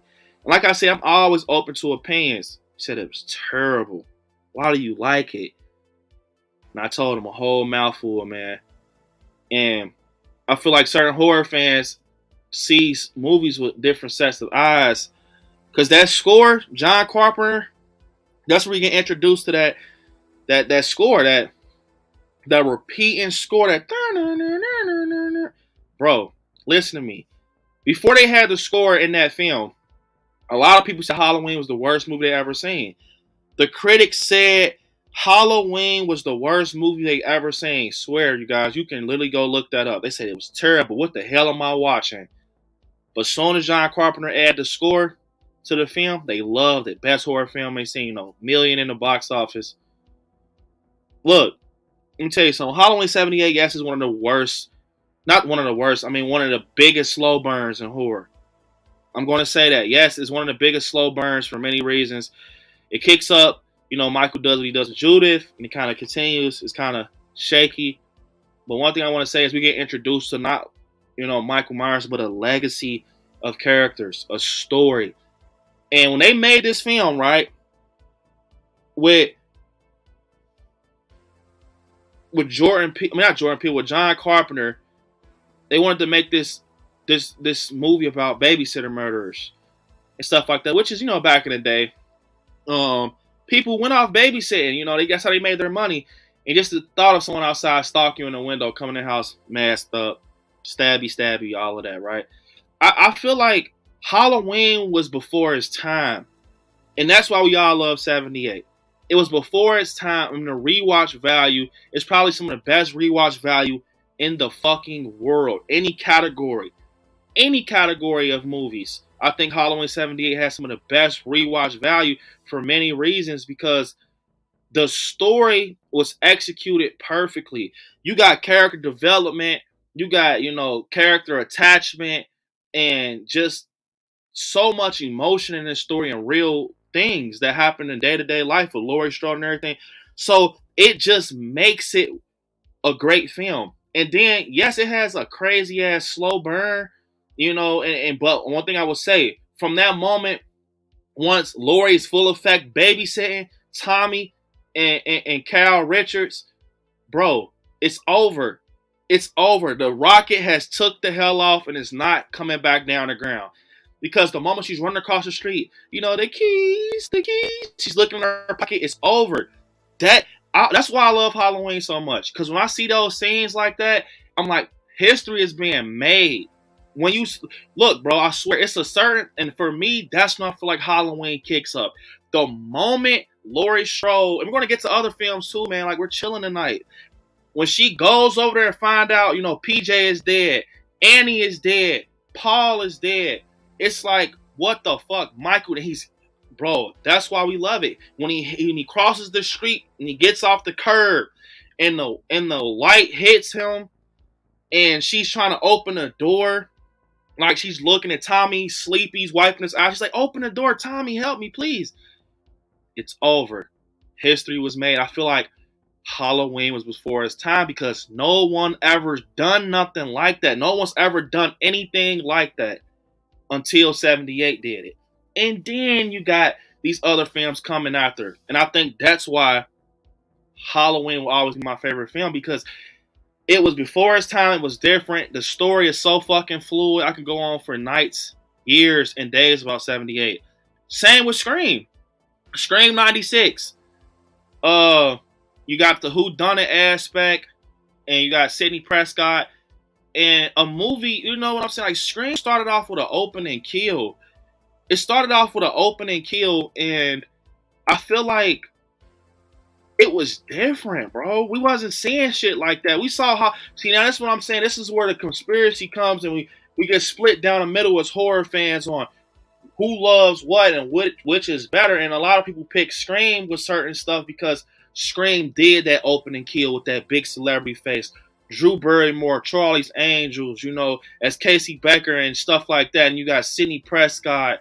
It was different. You got two killers being revealed. You got Matthew Lillard. You got a young Matthew Lillard. You got Skeet Ulrich. And it's whodunit. It's a mystery. It's a murder mystery. Who the hell killed who? And it was different. It took the risk. And that's why I said those films has a cult following for those reasons, because they were before their time. That's the key. That question I just asked you, what makes older horror films different from new, is because they are that's where it was created. So if you see where something is created and made, and you saw it happen, firsthand, especially if it was your first horror movie or something, you're going to hold on to that, because you're going to feel like these newer films are copying older ones, and people don't like copied homework. And I think that's where shit gets tangled. And I appreciate the love on TikTok, man.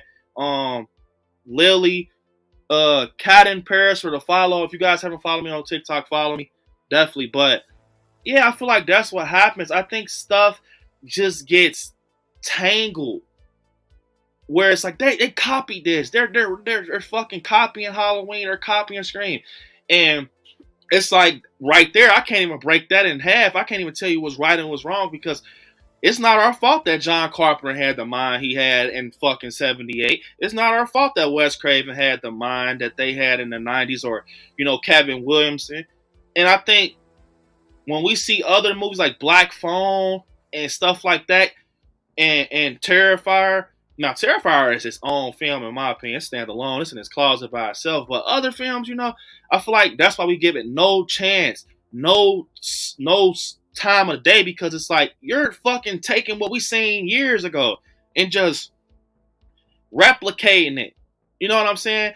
And I think that's why when you ask someone their favorite horror film, they either say Scream, Halloween, Friday, Nightmare on Elm Street, because it's where it started.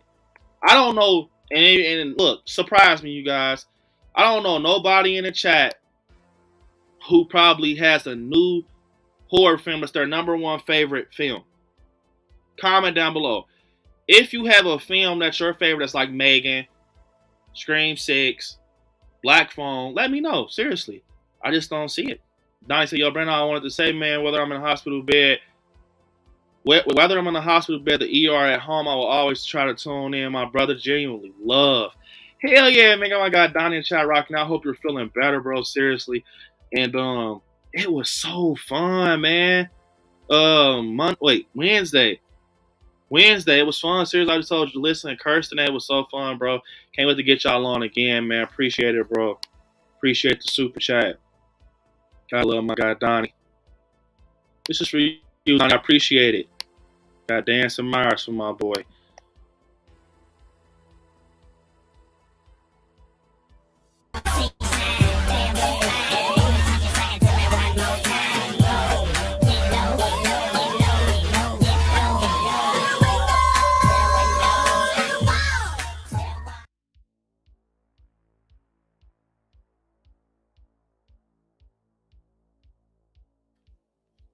So, appreciate that, Don. I'm about to get into the chat too, you guys.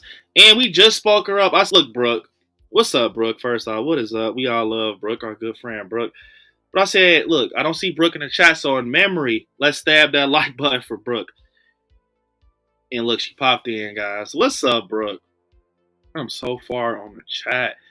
But it's because it's so good of a stream. Are you guys enjoying this, bro? Old versus new horror? I'm having so much fun because there's so many volumes in this stream right now. We can talk anything right now. All the doors are open right now for us. Donnie said, also remember the other day you asked what role I love to play in a horror film upon rethinking about it. Frederick Lauren, can we talk about House on the Haunted Hill? Yeah, man. I'm not gonna lie, House on the Haunted Hill is a classic. I'm gonna tell you something, Donnie. I don't know any film out there that's similar to House on the Haunted Hill right now. I don't. I think House on the Haunted Hill is his own thing right now. But yeah, man, throw that in there, Donnie. Appreciate the super chat again, bro. You guys are killing it. Here you go, man. Gotta look quiet, Donnie. Appreciate it. Trying to catch me riding dirty. Trying to catch me riding dirty. Trying to catch me riding dirty. Trying to catch me riding dirty. Trying to catch me riding dirty. My music's so loud, I'm swinging. They're hoping that they're gonna catch me riding dirty. Trying to catch me riding dirty. Trying to catch me riding dirty. Trying to catch me riding dirty. Trying to catch me riding dirty.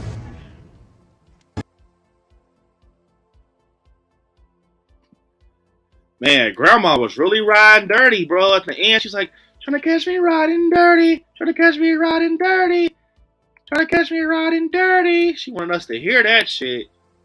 Trying to catch me riding dirty. What's up, Max Millie, man? Some of the Mark ones. Yup, I love the Mark ones. Yup, that was it from Paranormal Activity. So, you guys, after I get to these super chats, man, I'm going to dive in the chat and see what you guys are touching on. And, I want to ask you guys a question too, man. Brooks saying, I bet they bring Michael back around the 50th anniversary. Would love to see what they do with that, Brooke. You know we love our Michael Myers right there, man.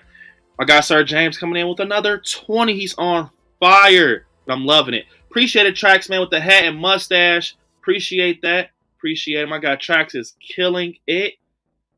Man, definitely, Trax. We would love to have you, man, on the YouTube channel, too, bro. If you want, man, come over. And if you guys are here, you want to come over to the YouTube channel, I Like Scary, definitely come on. But still rocking on TikTok. I love my TikTok family. Sir James with another super chat, $20. You gotta love him. Saying the directors from back then knew what they were doing on Halloween 78. Everyone talks about the mask, but Carpenter camera work is what made the film. And Deborah Hill, you're acting like Ortega is the next Janet Leigh. Nah, I'm not gonna lie. I won't say that. See, Sir James Brown, he always does this to me, you guys. He knows what he's doing. He's been rocking out the channel for a long time. He's testing blood right now. See, I would say she's no Janet Leigh. She's no Janet Leigh, bro. She's no Janet Leigh, sir. She's Sir James Brown. He's testing blood, man. He's trying to see, hey, man, I'm testing. Let me see, man. Is he really on the Ortega train? Yeah, I love her, bro. She's a great actress for right now, like what she's doing. Hell yeah. But she's no Janet Leigh. I wouldn't say that. But she's kind of merging through those hallways, man, being something huge. But like what you said, though, I agree with what you said with John Carpenter. A lot of his camera work was definitely a big part of 78, because a lot of those scenes, like when, look, man, see, you got me started, Sir James Brown. Appreciate the hat, man. Appreciate the hat. Who just gifted that? Horror fan Lily killing it. Trax and Lily are killing it. Did you ever watch the Haunted Hill House? Are you talking about the TV show on Netflix? If so, yes, man. I love it. But look, you're right. John Carpenter, man, is great at what he does, and big part of that is the camera work. I gotta get at the Sir James Brown, because without that awesome camera work from those amazing scenes he captured in 78, him capturing that lighting, because I know about Michael, man. That's my guy. And Michael's mask is just a pale white mask. It's a lot of the shadows that creates the features. Right here, the eyes, the nose, mouth. Kind of makes him, you can't put too much light on Michael. That's why you barely see him in the daytime, right?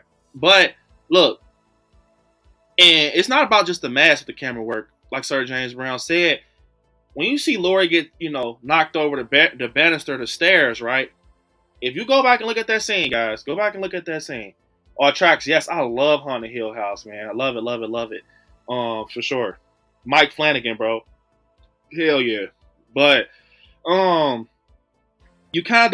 you sit there and think, damn, when she falls over the stairs, that's some good ass camera work.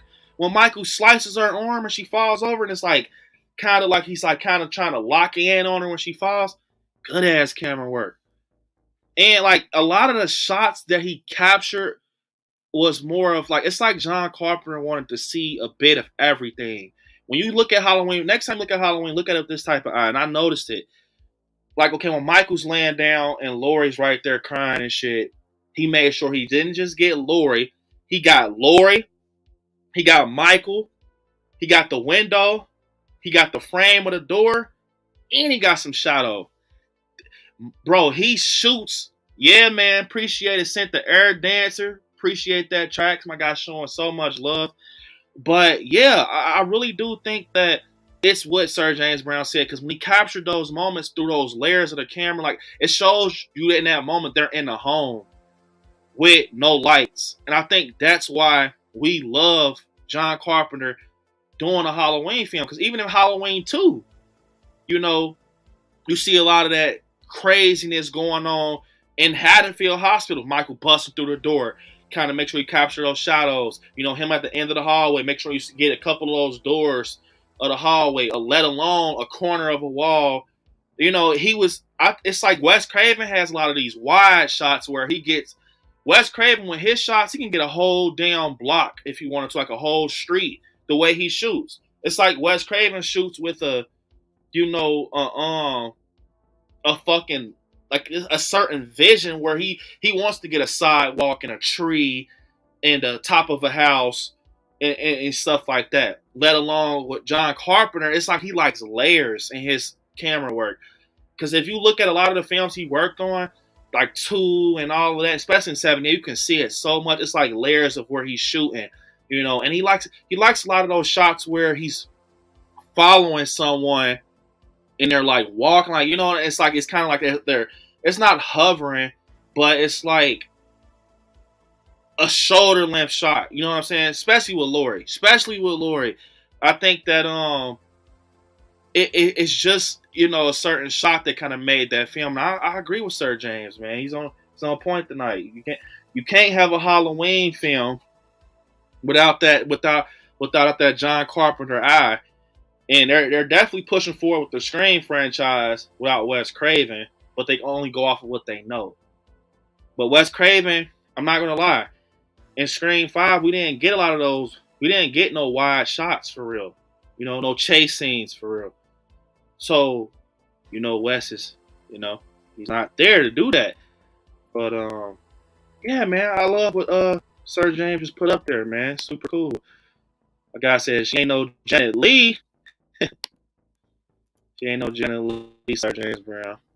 That's true though, man. Janet Leigh is something else. This is for you, my guy, Sir James Brown, killing it tonight. Appreciate it.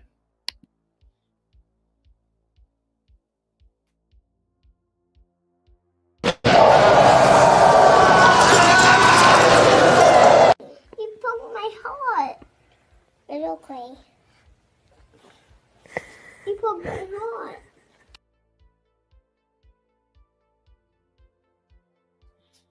That's my guy, Sir James Brown, man. He's on a freaking roll tonight.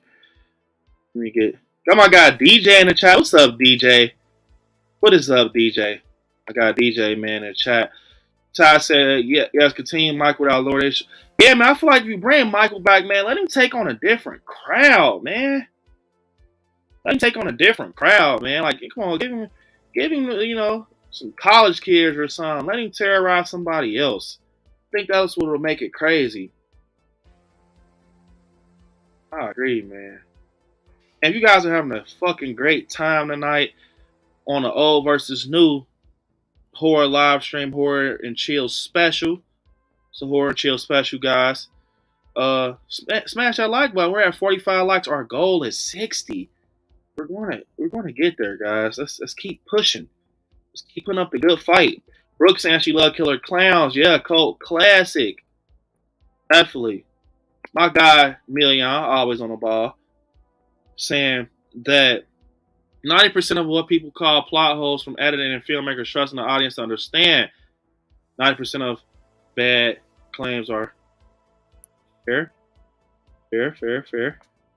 Got Adam on it tonight. Also, I'm going to get to these super chats. I just want to, you guys are showing so much love tonight, man. I appreciate it. I'm in the chat right now. When you kind of get in the chat for about 5 minutes, we'll kind of pop back out, get to the next, you know, old versus new horror talk. Adam saying older film has tighter, more economic filmmaking. They get to the point faster. They don't get caught up in 3-hour runtime, silly subplots, etc. Newer horror films are sometimes too overstuffed, which is true. I really do agree with Adam because I feel like a lot of the new horror films are stuck in the era where we're in right now, where it's like Facebook, Instagram, social media.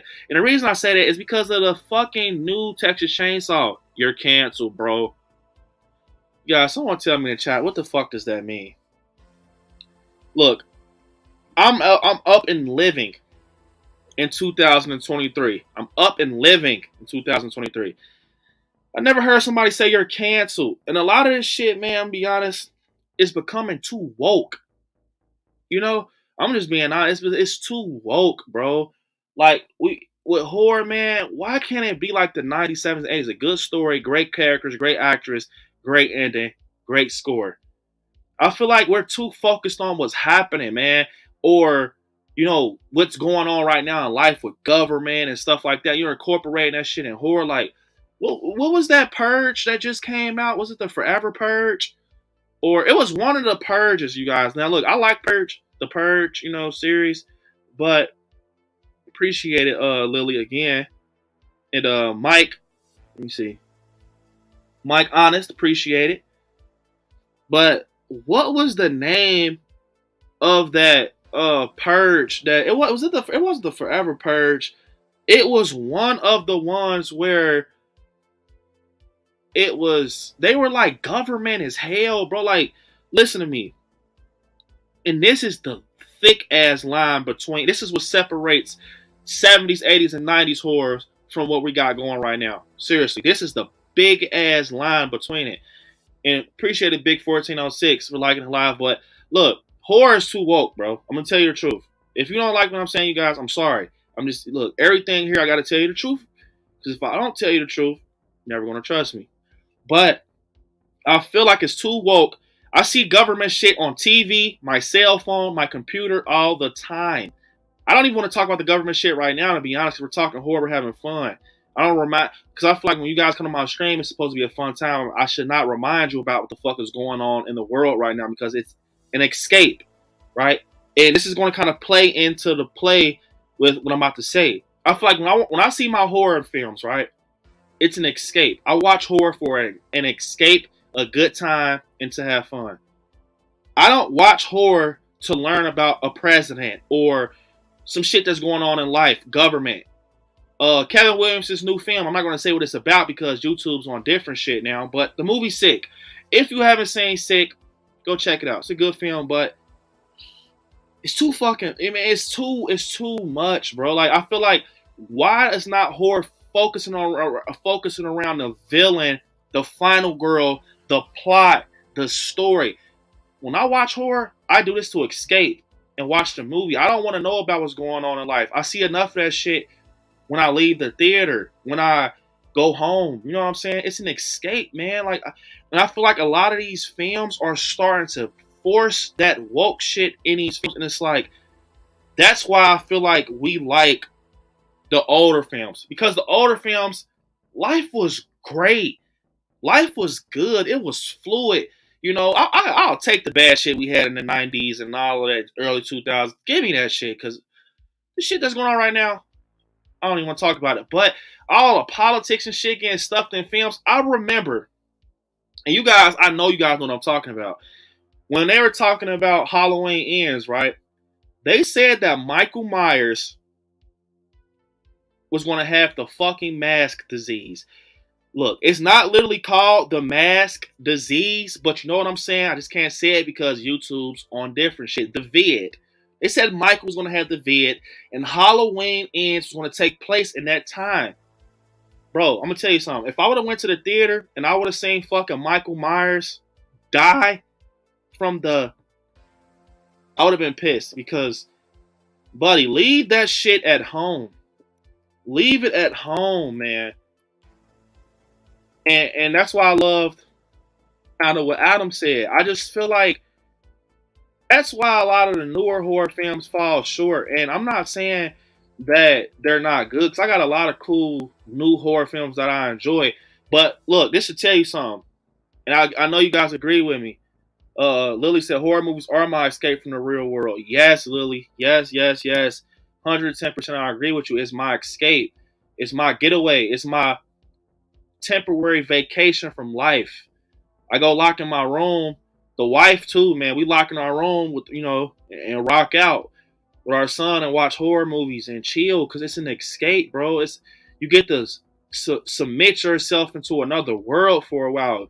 You get to basically break mysteries and find out who's the killer at the end and rock out your final girl. Is just, But I just feel like newer films focus on too much what's going on right now. And look, what I mean by that, I mean they're so stuck into what's going on right now in 2021 and 22 and 23 that when they do try to go back and start digging in the 90s and shit and try to replicate what happened with the 90s, the 70s, and 80s, it looks dumb.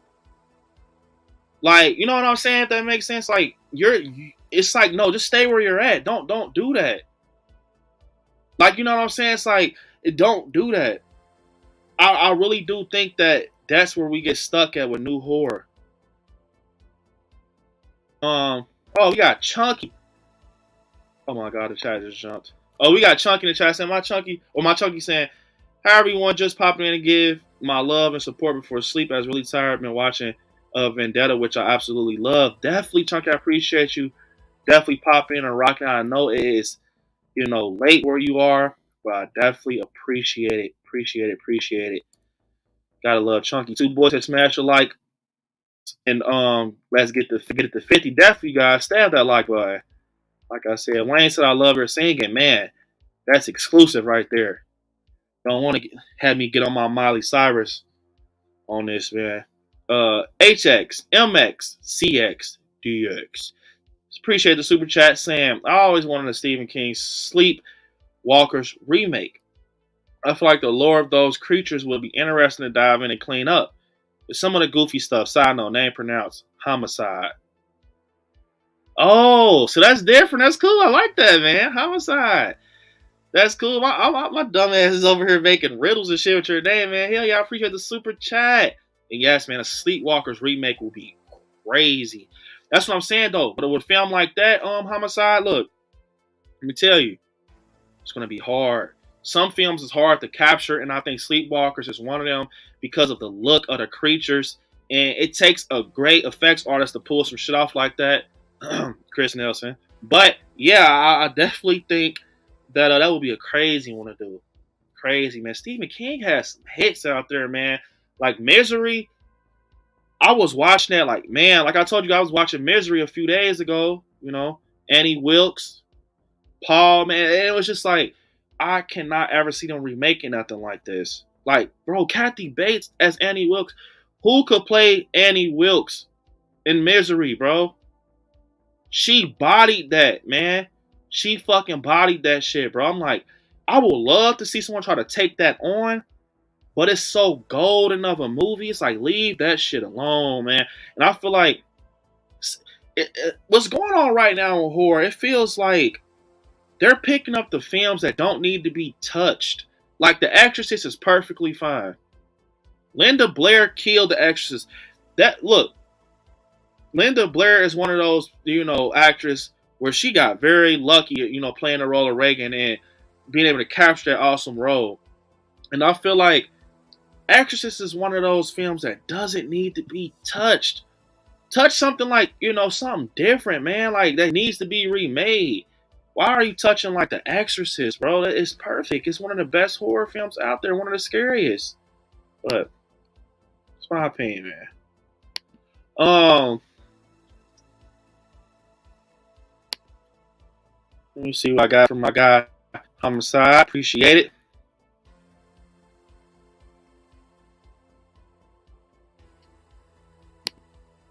Let me see. Speaking of 78, here you go, Homicide, man.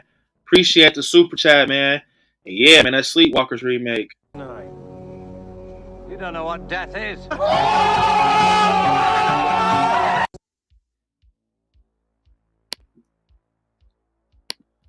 That's for Homicide, man. Let me see. DJ said I would have gave Tommy a stone cold stunner if I was Lori Boy. He was taking mad long at that door. I ain't gonna lie, Russell. He was taking long. And did you see how he opened the door? What type of shit is that, man? Yank this damn door open, man. Slick saying T2 is still considered the best sci-fi movie ever made. Hands down, Terminator is excellent. Arnold Schwarzenegger was a savage. Hey, fun fact, I'm a big Terminator fan. If you guys haven't known, I love the Terminator, man. Appreciate it. Willie still rocking out with them likes. Appreciate it. But I'm a big Terminator fan, man. Like Arnold Schwarzenegger and T2. Bro, T2 is one of my favorite, action and sci-fi movies, man. John Connor, Sarah Connor, unbeatable. You wanna watch a perfect movie? Watch T2. Seriously. You wanna watch a perfect action movie? Watch T2. That movie, I can't even look. I'm not even gonna get deep into no freaking Terminator talk, but buddy, that's for another day right there. It's for another day right there. My boy Donnie saying techniques can be subjective. Another guitarist might not play that E note flat, LOL, with their thumb like I do. Subjective.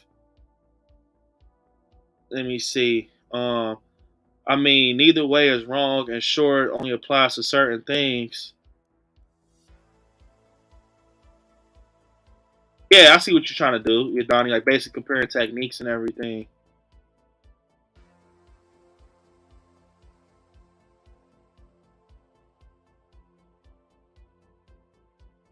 78 is my favorite. Hell yeah. Two Boys and Extras at 73, Texas Chainsaw 74, Jaws at 75, and Halloween 78, Alien 79. We had some great horror sci-fi in the 70s.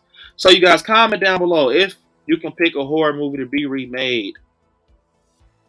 If you could pick a horror movie to be remade, any and every horror movie franchise out there, 70s, 80s, or 90s, what would you want to be remade, man? Two Boys said, Brandon, were you dancing like that when you hit that 10K? Hell yes. Hell yes. You know I got my boogie on because 10K is big, man. Vincent Price House on the 100 Hills, the best. Also, his House of Wax. Hey, love what you just said. Appreciate the super chat, Sir James. Killing it tonight. But look, love Hunt on the Hill. Haunted Hill. House on the 100 Hills. What the fuck am I doing? But loved it.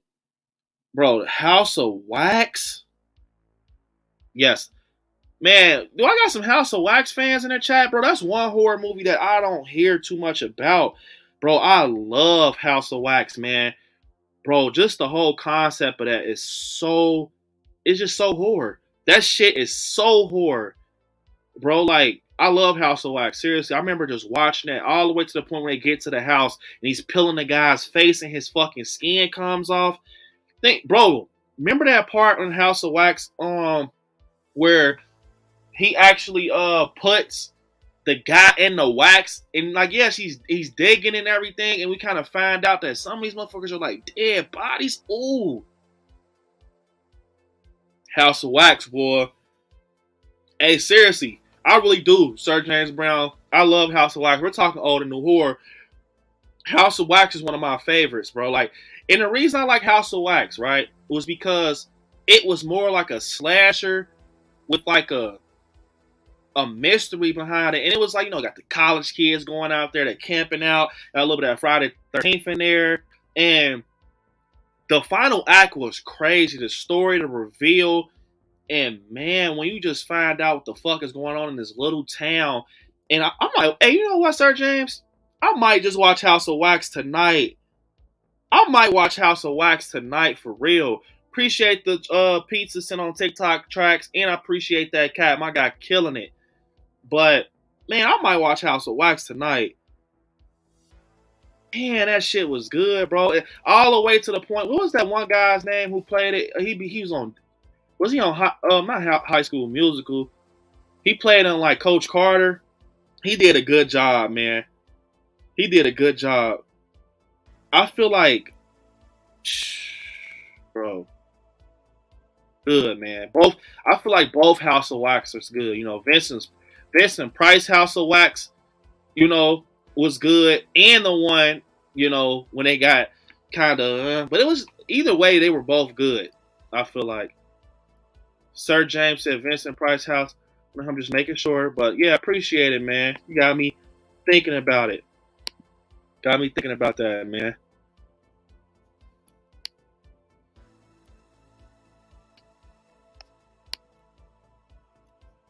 Here you go, Sir James. Appreciate it. Slash and gash, cut another hole in your ass. Spill blood on the walls, then play tennis with your balls. If the phone rings, don't answer that call. Gonna slit your throat, fuck you like a goat, peel your foreskin off, and make a winter coat. Peace.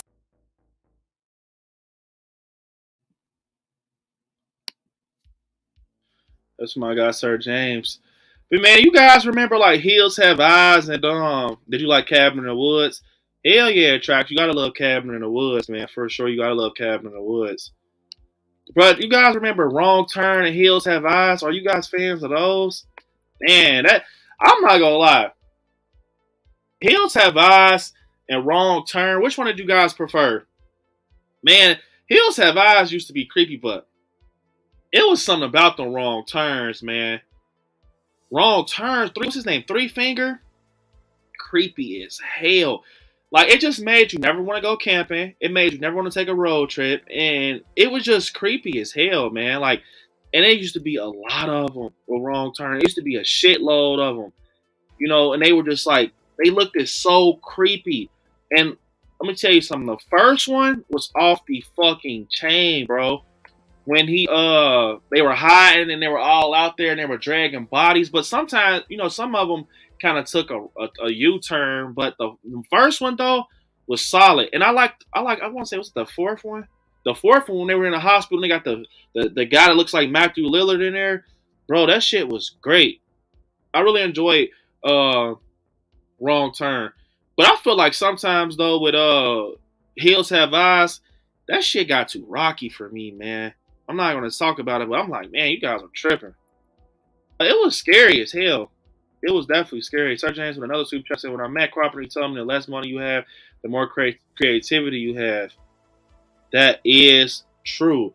The less money you have, the less creativity. I mean, the more creativity you got. So you got to basically create because you don't have the funds. And that's what they were doing, you know, in the 70s, 80s, and 90s. They didn't have too much CGI. They were kind of going off of, you know, just what they had at that time. And I really do think that is the case. When you kind of sit there and got to brainstorm shit without having money and just hiring people to do stuff for you, or, you know, you got to just sit there and make your plan with your franchise or your story, it does kind of make it more pure and fluid. So I agree, man. Shout out to John Carpenter. I would love to meet him. You got to meet John Carpenter, Sir James. Damn, we have 47 likes, you guys. Definitely stab the like button. Sir James killing it, man. But no, I'm not gonna lie, man. Vincent Price, he definitely is. He's not. You know, a lot of people kind of fall back from him. They don't talk about him as much, but he definitely deserves some respect. Appreciate it, Sir James. I shot him 6 times. 6 times. 6 times. Can't have gotten very far. Come on. 6 times. I shot him in the heart. I shot him in the 6 times. I shot him in the heart. I shot him in the 6 times. Can't have gotten very far. Come on. This man is, he's not human. Shot him in the 6 times. Shot him in the 6 times. Shot him in the 6 times. Shot him in the. Can't have gotten very far. Come on. Not human. Shot him in the 6 times. Shot him in the 6 times.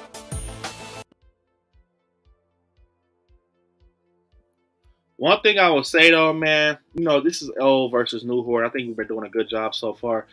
But man, I'm just tell you guys something. It's a lot of, you know, Chunky had to leave out, so I'm going to have to say, night, 3 in the morning, and I'm shot at night. Definitely, Chunky, get some rest, man. Appreciate you rocking out with us.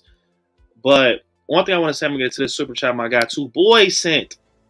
But we will never get films, sadly, like The Lost Boys. I feel like, I know they were trying to remake The Lost Boys. Don't touch The Lost Boys. Don't touch it. And yes, Lily, I am a big fan of Trick or Treat. Gotta love Sam, man. It's one of those movies you gotta watch every year on Halloween. Gotta love Sam. Love the stories of Trick or Treat. But I feel like, you know, we'll never just get certain films again, bro. Like The Shining.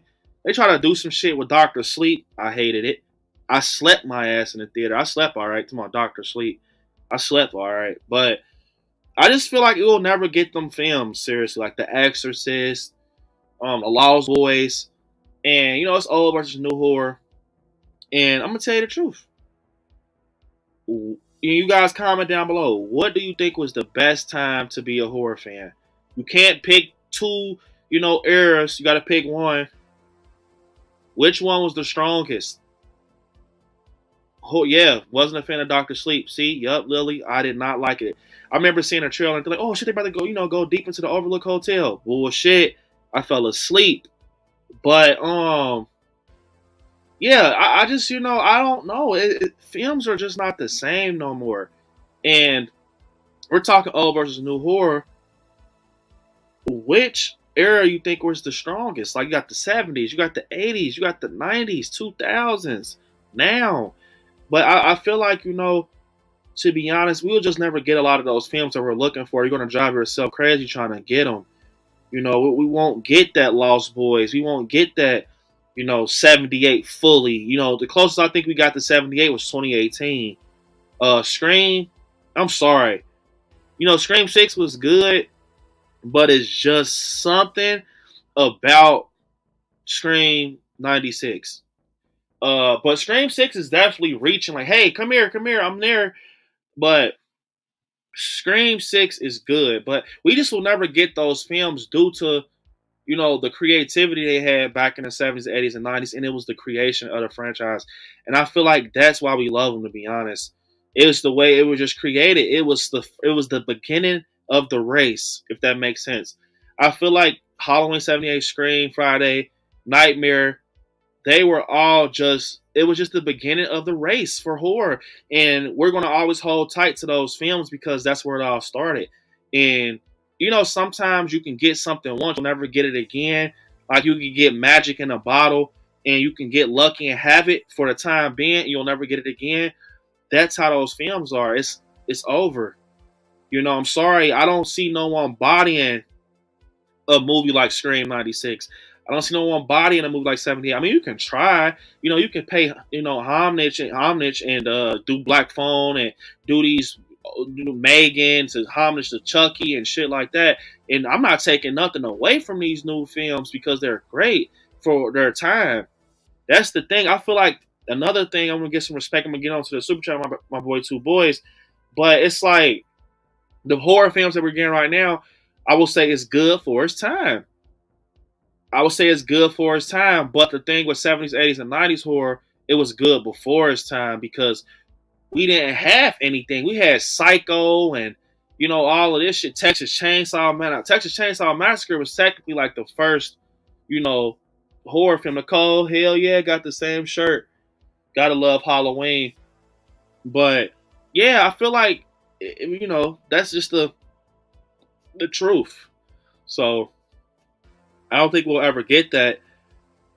But one thing we need to do as horror fans is try to give these new horror films a chance because this is the life we're living in right now, you know? And I think a lot of these horror films like that was going on in the 70s, 80s, and 90s were going off the time they were in. Babysitters. No one babysits anymore. Like, I mean, they do. I'm not saying like that's played out or anything, but no one pays anyone to, I mean, unless I'm like stuck on time or some shit, but no one's playing Laurie Strode in 2023. No one's out babysitting with money, got Tommy Doyle on the couch. You know what I'm saying? I think that's the thing where we're just sitting on nostalgia, bro. Like, Two Boys said, Brandon, top 3 horror sites you want to visit. So you're talking filming locations. You're talking filming locations. Two Boys. So if we're talking filming locations, I would love to visit. Visit cool places. I would love to visit Stu Macher's house for sure. Hell yeah, I would love to visit Stu Macher's house. Halloween, bro. I damn near visited everything Halloween, so I can't even pick Halloween. Stu Macher's house. Ooh,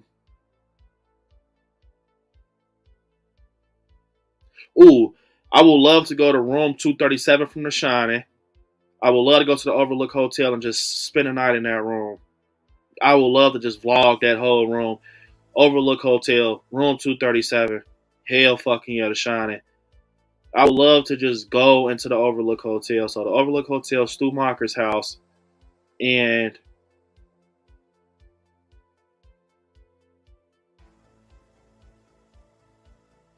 I'm gonna give you two. I would like to go to the funeral home from Tales from the Hood with Mr. Sims because I seen that it's still out there in LA. I would like to do a video on that. That would be cool. Tales from the Hood. But I also would like to go to it was something I was just about to say. Fuck. So I did Stu Macher's house. I did Overlook Hotel. And there was something else I was just about to say. Fuck, I did Tales from the Hood. Stu Macher. It was something. Damn, I hate when that happened. It was a good one, too. It was something I was just about to freaking say. Oh, I want to go to Derry, baby. I want to go to Derry. Yup, I want to go to Derry. Yep, that's it. Fuck. I would like to go where they filmed it. Seriously, I would like to go to the gutters. I would like to go, you know, down to the Barrens. Like I'm in a losers club. Hell fucking yeah. Derry. That's it. There you go, two boys. Stumacher's house, Overlook Hotel, Derry, and a funeral home from Tales from the Hood. But it's meant, bro. Wait till you guys see what I got planned for you this year. Look, last year I was giving you hints. I ain't giving no hints until I'm like, you know, about to leave to do these filming locations. But man, it's gonna be different this time. This year, you wanna. That's why I told you guys. You go want to be on Patreon. You're gonna want to be on Patreon. You're gonna want to be a channel member because I got some good footage. So now I have 2 cameras. I got my main camera and my other camera I use. So you're gonna get some good footage, promise, from these filming locations, and you're gonna love it. You're gonna love it because I'm gonna be able to get some good footage and tight footage for you all, for my patrons and my channel members. But wait till you see where we're going. Just wait. It's gonna be fun, man. I promise. You go like, damn, Brandon, this is crazy. Look at my boy Two Boys, his video. I got Two Boys always rocking out. Pull that down real quick, Donnie. Wait till you see those Two Boys where we go. Wait till you see where we go. You go like, damn, bro, what the hell? Yes, sir. Here you go, Two Boys.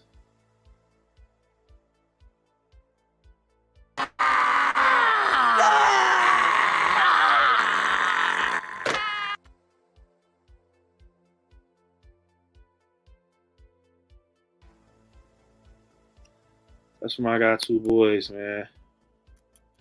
And my guy Donnie, super chat. Said B, favorite scene from an OG adapted in a great remake. So what you mean by that? Like, so for example, like you're saying like a Halloween type thing, like with the trilogy, like basically an OG in a great remake. In a great remake. So I'm trying to think what you mean by that. Like, sorry, it's late. It's late, Donnie. Appreciate it. Eddie said he loved the TikTok. Appreciate it. So you're saying basically like an OG film that's continued into like a great remake? Or what you say? You gotta give me an example, man. You gotta give me an example. It is late.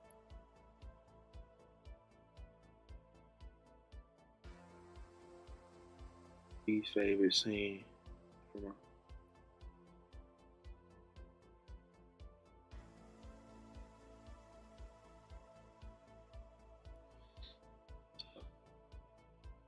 I'm gonna keep this pulled up. I want to answer Donnie's question. I see that you guys. Yup. I wonder what you mean. Is Donnie? Are you still here, bro?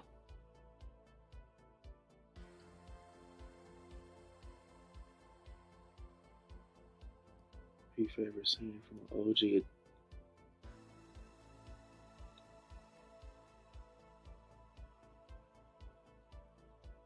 In a great remake. So Donnie, I'm gonna come back to that once you I'm gonna give you a video, don't worry. But yeah, Brooke, man. Yup, it's too woke. And what's up, Cody? What's up, man? I like the first Purge, Brooke. I enjoy the first Purge. Sir James Brown saying, guys, watch Phantasm, the Omen Peck version. Those are great films. Omen and Phantasm. Those are those OGs for real. Those are those OGs for real. Listen to Sir James, man. Definitely knows about that those old horror films, man. For sure. This is for you, Sir James. Appreciate the super chat.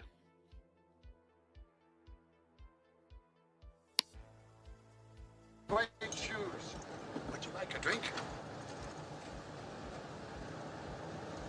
Yes, we'll gather at the river, the beautiful, beautiful river.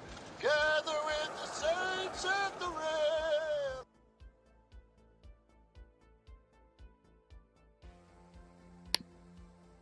That's my guy, Sir James. Man, Sir James, you was killing it tonight, bro. For sure. Hold on, I'm about to get to some of these. Let's see Donnie, because I just did Donnie stuff. It's a lot. Oh my God, I can't thank you guys enough for tonight, man. Like I said, the streams are gonna only get better.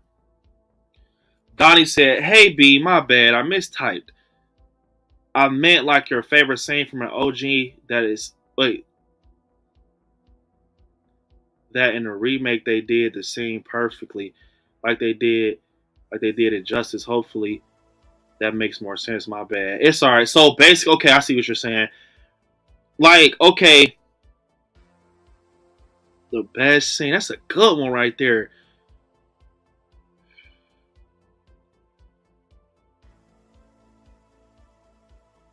Yeah, because I'm gonna have to go Halloween 2018 for this reason, Donnie. When Michael and Laurie are upstairs fighting, right? They're upstairs battling, and she, going back and forth. And I just love this because it was done so fucking good. Like in a theater, I got the chills so much. I remember my neck. I was just like, damn, boy, like they killed that. Like it was when Laurie and Michael are fighting, right? And he throws her off the roof, and he looks down. And guess what? She's gone. She's gone, man.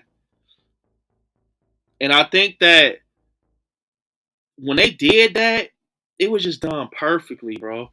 Because it kind of showed you this. It shadowed 78. You know what I'm saying? Shadowed 78. So, hell yeah.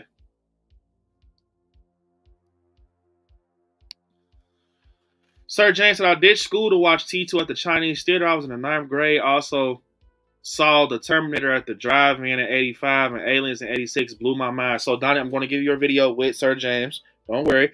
But damn, that's cool, man. You got to see T2 in the theaters. Arnold Schwarzenegger in the theaters. John Connor. I'll be back. Damn. I'm not going to lie, though. Seriously, man. It was a time to be alive then, bro. From my understanding. And you saw that shit in a Chinese theater. Wow. Bro, I stood in front of the Chinese theater when I had went to LA, and man, it is beautiful. Imagine going to see a movie there. Wow, bro, that is crazy. And like I said, Arnold Schwarzenegger, man, is so great in T2. Like, it's just if you want to, talk about a perfect movie is Terminator 2, man. Seriously. But yeah, man, that is crazy, Sir James, man. That is a memory I will always hold on to if I were you, because, man, the school to go see that man, Arnold Schwarzenegger. Here you go, man. You like Resurrection, Sir James? This is for you, bro. Appreciate it.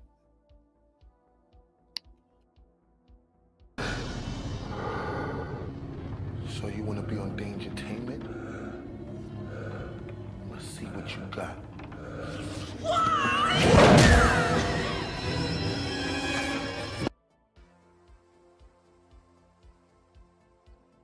My God, Sir James with the $10 super chat, killing it. Damn, we got to skip. Look, think about that, y'all. He skipped school to see the Terminator. My guy, Sir James, also said, not the Paris Hilton House of Wax. That's trash. The Vincent Price one. I like both, man. Sir James, you're hard, man. I like both. I like the Vincent Price one better, but I like the other one too, man. Like, just off the fact it was more of that. It was definitely a movie for his time. So, but man, yeah, I see, like you said, Vincent Price is better. It's the OG, but I like the one with Paris Hilton in it. It's decent. It ain't the best. It's decent. I don't watch it through, it ain't one of those movies I pop in through, the whole year. But, I got another super chat video. I gotta get Donnie his, man. Sorry, Donnie. It's freaking late, bro. Matter of fact, I'm gonna make this one for Donnie. And I'm gonna give yours. This is for you, Donnie. And I'm gonna give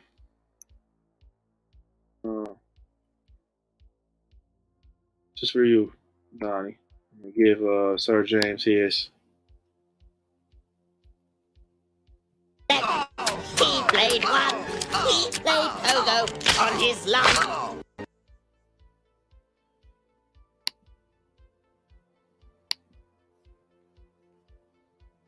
That was for you, Donnie. And let me give my guy Sir James his video. Put that in made super chat. Why the hell did I just start talking like like Leprechaun? What the fuck?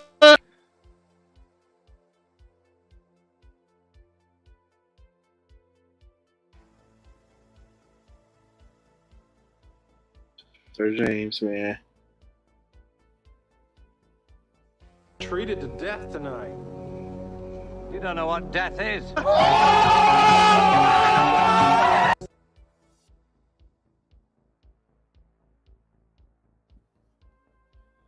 That's for Sir James. Let me see, man, what's going on in the chat, man. Real quick. Pumpkinhead. My first time seeing that was actually like last year, bro. I liked it a little, you know, it was decent, man. Pumpkinhead. It's different. Slick said The Shining is a pure work of art. I love The Shining. Jack Torrance. Man, you can't beat that. DJ said the 90s and the early 2000s was the best. Russell said the 80s was the best. Melissa said 70s. Mario said 80s and 90s. 80s and 90s. Gotta love 80s and 90s. MJ said we need a crossover, a Sam and Michael Myers crossover movie. That'd be crazy, MJ. Jalissa said it's hard to pick because there's good movies from 80s and 90s, but also really good horror films nowadays. I'm 50-50 with this. It is hard, though. I'm not going to lie. Slick saying, I say 80s, so many horror movies and a lot of icons were born in the 80s. So, all right, look, you guys. What horror film that you feel like that has been made recently in the past years could stand tall with his head above water in like the 80s and the 90s? Seriously, what movie do you guys think could stand tall like that?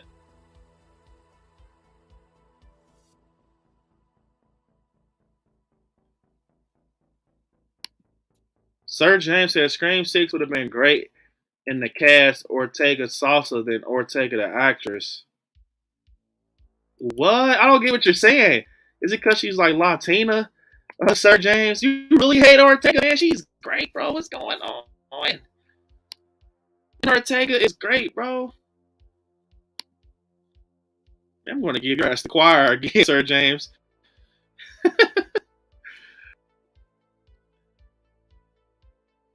Trying to catch me riding dirty. Trying to catch me riding dirty. Trying to catch me riding dirty. Trying to catch me riding dirty. Trying to catch me riding dirty. My music's so loud, I'm swinging.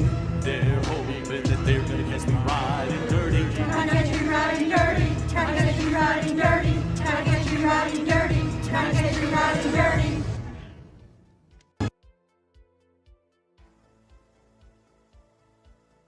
My boy Sir James, man, he hates Jenna Ortega. Damn. He ain't letting up. My guy Million said, not Million, I see your comment over there. I'm about to get to me above Donnie's. So speaking of old versus new, did you guys talk about OG versus remakes? I missed this I missed the first hour, so I might have missed those conversations. We kind of dived in them, but I just feel like we kind of touched on it. We just kind of came to the conclusion that remakes will never be better than an original. I don't think. And if you guys feel like that in the chat, if you feel that it's a remake out there that's better than the original, shoot it to me right now. I want to know. Because, look, Halloween, man, that Rob Zombie Halloween, look, I love 2007. Hot take. Some of y'all might not, I enjoy it for Tyler Mane. I like Scout Taylor Compton. But Rob Zombie, man, I don't know, man. Rob Zombie, what he did with Halloween, bro, it just did not hit, bro. I'm sorry, it just didn't hit. I like Tyler Mane. I like Michael being brutal. And it was fun to see a 7-foot Michael Myers walking through people, but nothing's gonna beat 78. Just like Nightmare on Elm Street. The remake, terrible. Awful, bro. It's bad, bad, bad, bad.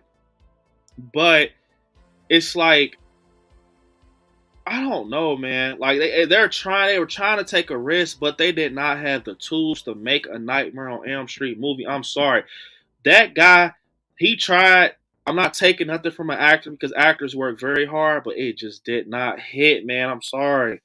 And Doctor Sleep, everyone say that's a remake, but they try to tag it with that Shining shit, the Overlook Hotel. Man, that was no Shining.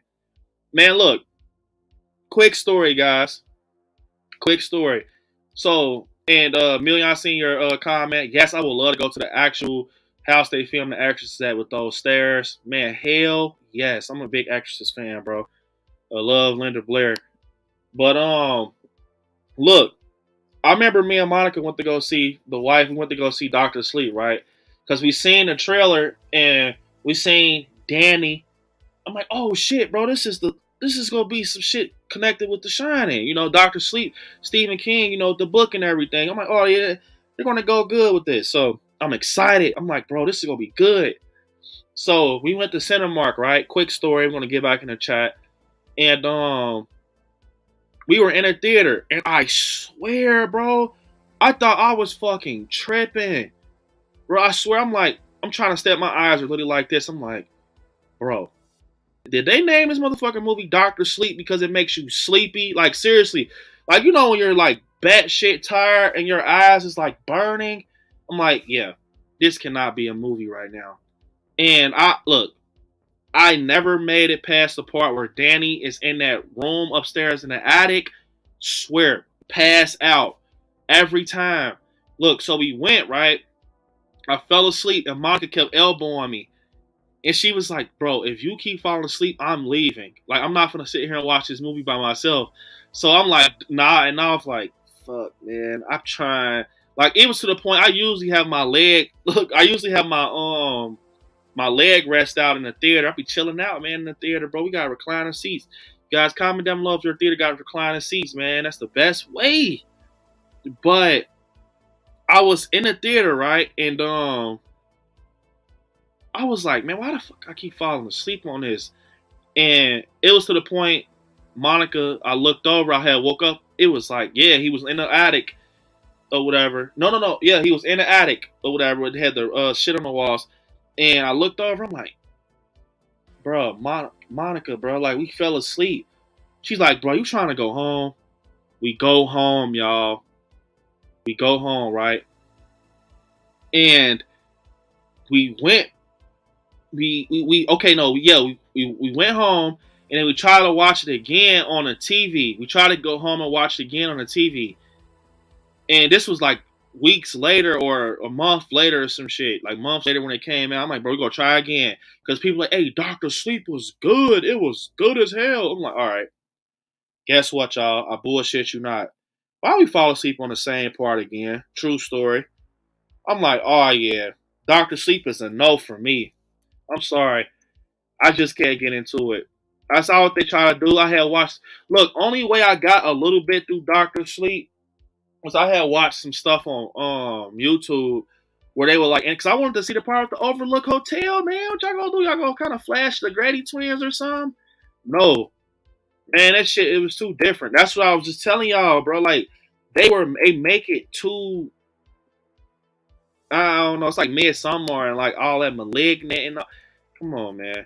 Wayne said, tell I gotta go on my phone, battery died at lunchtime. Here, thanks for having me. I'll enjoy it. Bye, everyone. Definitely, Wayne. Appreciate you rocking out with us. Appreciate you.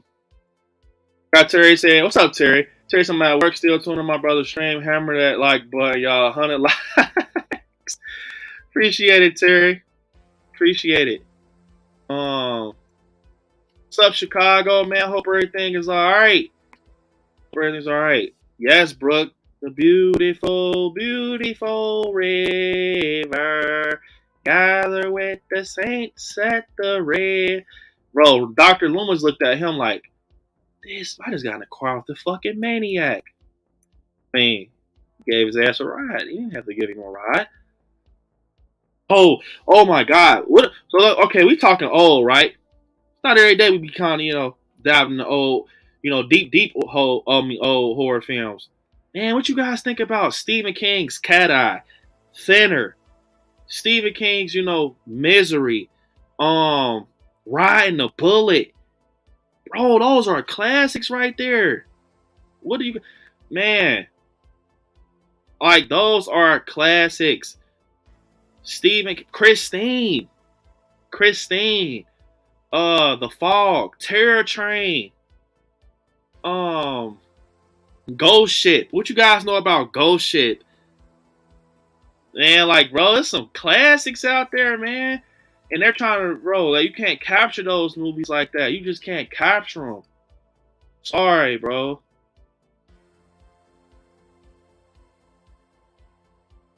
Man, you just can't capture them.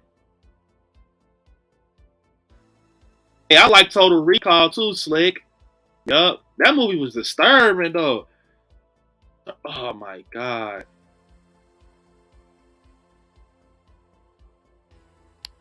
Terry said, I'm at work, so they got to give us bread and water. I need your food. Oh, Terry, you're full of shit. Terry, full of shit. Appreciate the likes. Lily, you are killing it tonight, man. I appreciate it.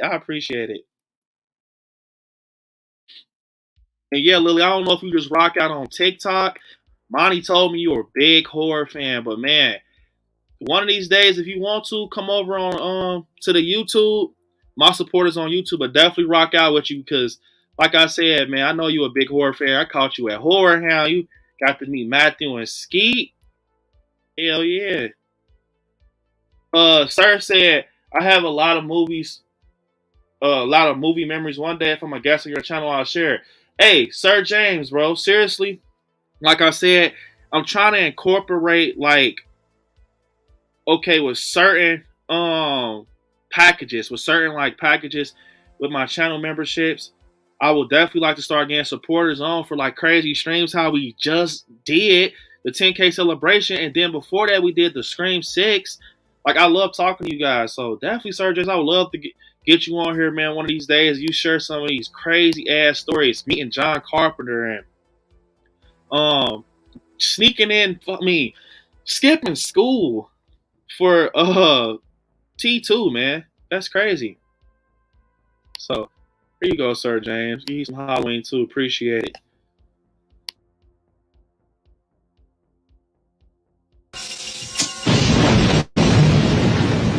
Oh, hell no!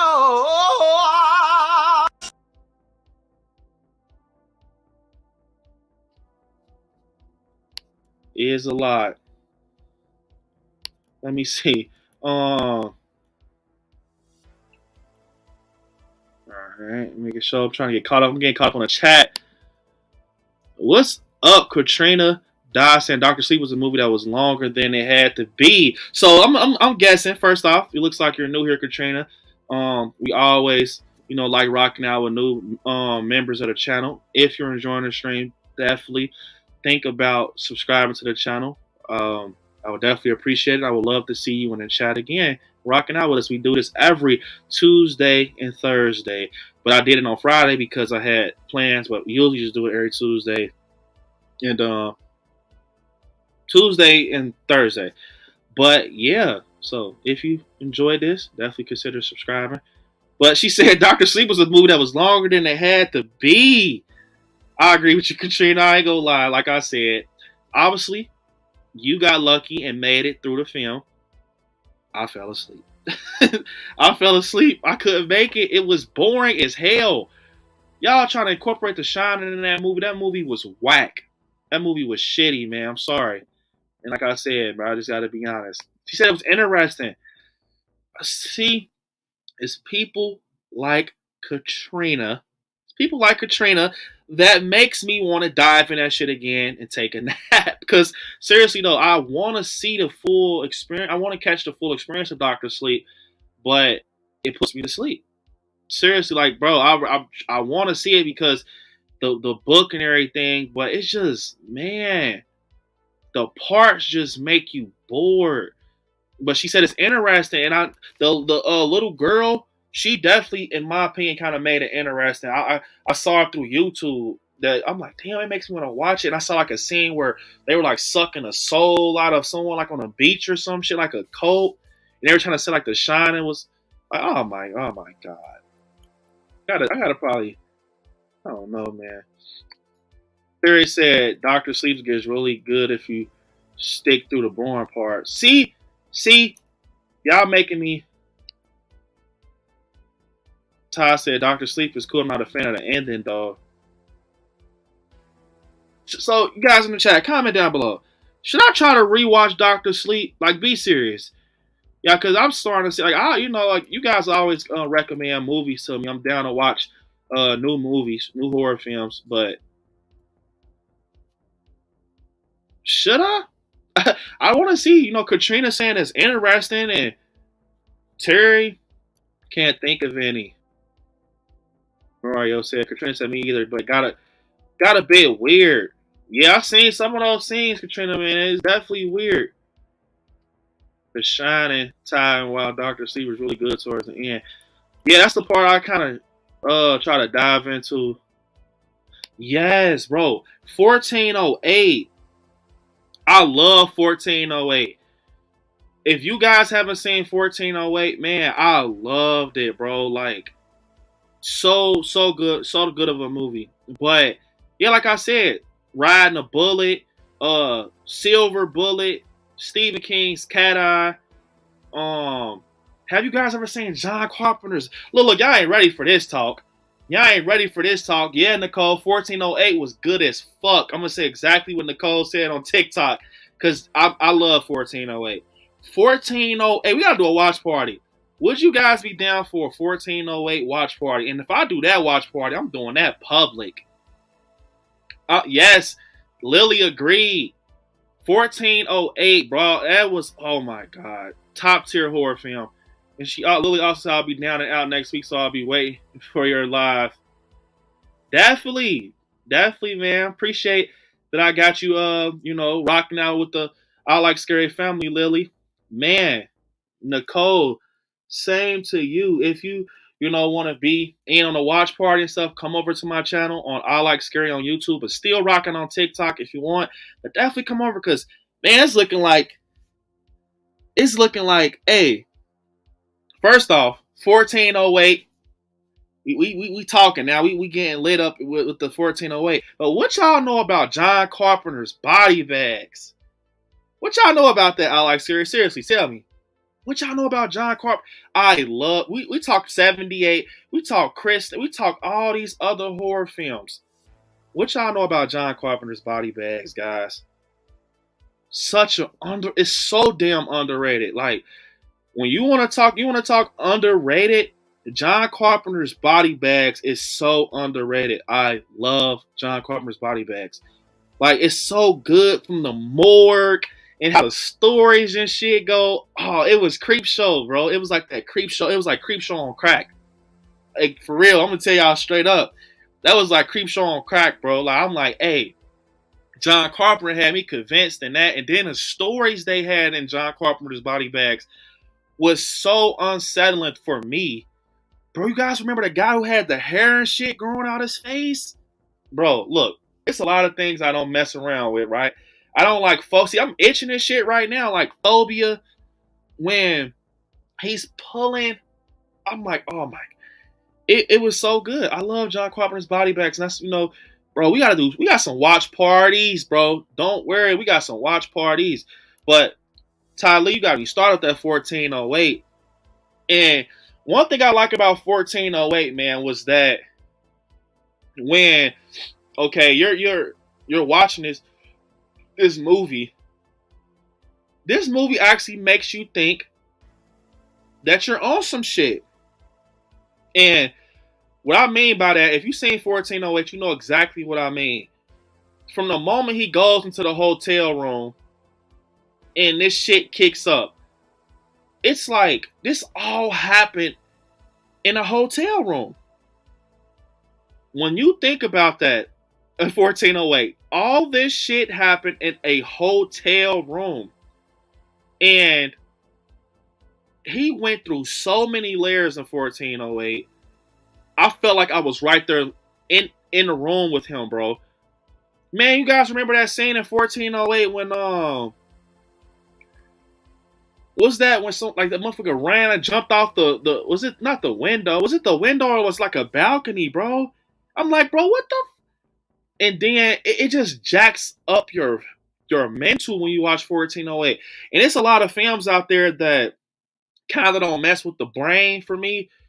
But when you watch a movie like 1408, man, it's unsettling in certain like layers of that movie, bro. Like it's like literally like a cake, bro. When you start off, he gets the key, you know, boom, takes his ass upstairs. You get to the middle of the cake.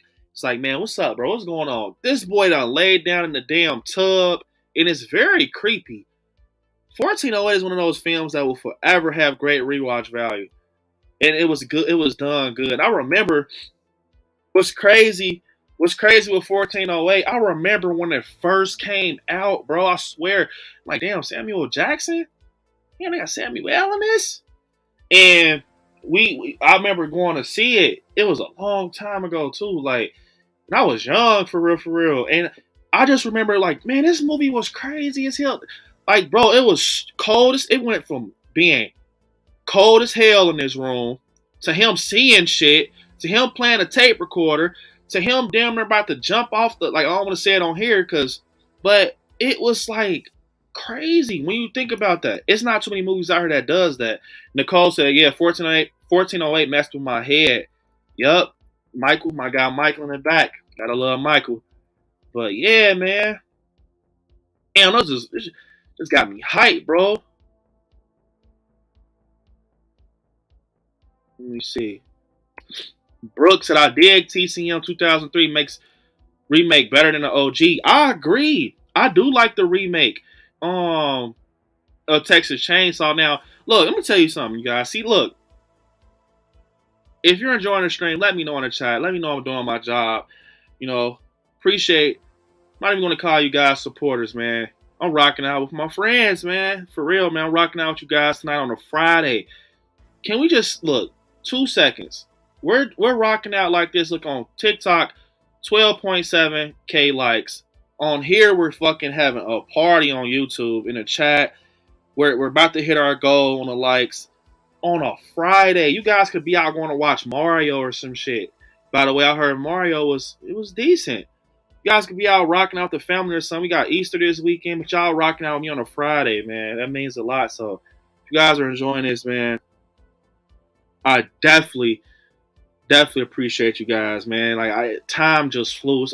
We're already 2 hours and 40 minutes into the stream. But Brooke said, I dig TCM 2003. Yes, that's probably my favorite TCM, bro. Like, seriously. Like, I think that's my favorite one because one thing I will say about Texas Chainsaw it's kind of, the stories is different from Michael's story, Ghostface's story, and, you know, all of that nature. He's different. He's more raw. And his brain is just ran, like, different. You know, Texas Chainsaw, you know, his brain is different. That's all I'm gonna say. So he's ran a little different, which is kind of scarier. But his stories are more real, though. You know, I'm gonna say that his stories are more real. And when you think about it, he's a different type of killer. He in certain of those films, certain Texas Chainsaws, it was almost like he killed because of the situation he was in. Out of what was the new one? The new one, I kind of enjoyed the new one. But it wasn't the best. Trina also said, with you, Brooke, she enjoys Texas, all the Texas Chainsaws. For me, big fan. Yeah, I actually would love to go to the house, Katrina. The house is Texas. Obviously, I'm fucking tired, but yeah, I would like to go check out the house. Russell said, I don't think there's a remake that's better than an original. I mean, I forget. Brooke brought up the 2003 TCM. Hey, that is. And what's up, Miss Erica Lauren Horn Mason? Say happy Easter weekend, everyone. Happy Easter to you too, Miss Erica. Appreciate you rocking in, coming in with the positive energy. And Tracks, I appreciate you, man, sending them gifts. My gosh, Tracks is on a roll tonight.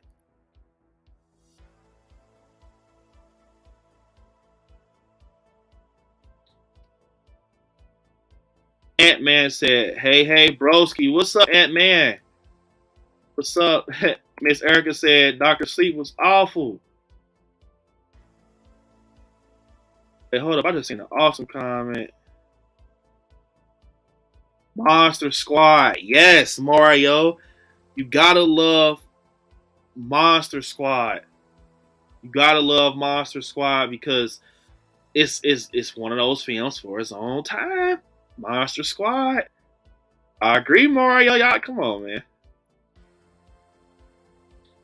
Let me see. Brooke said, Monkey Shine. Wait, what's Monkey Shine? Hold up. Pause the damn stream. Look, come on. Brooke, what's Monkey Shine? Tell me, Brooke.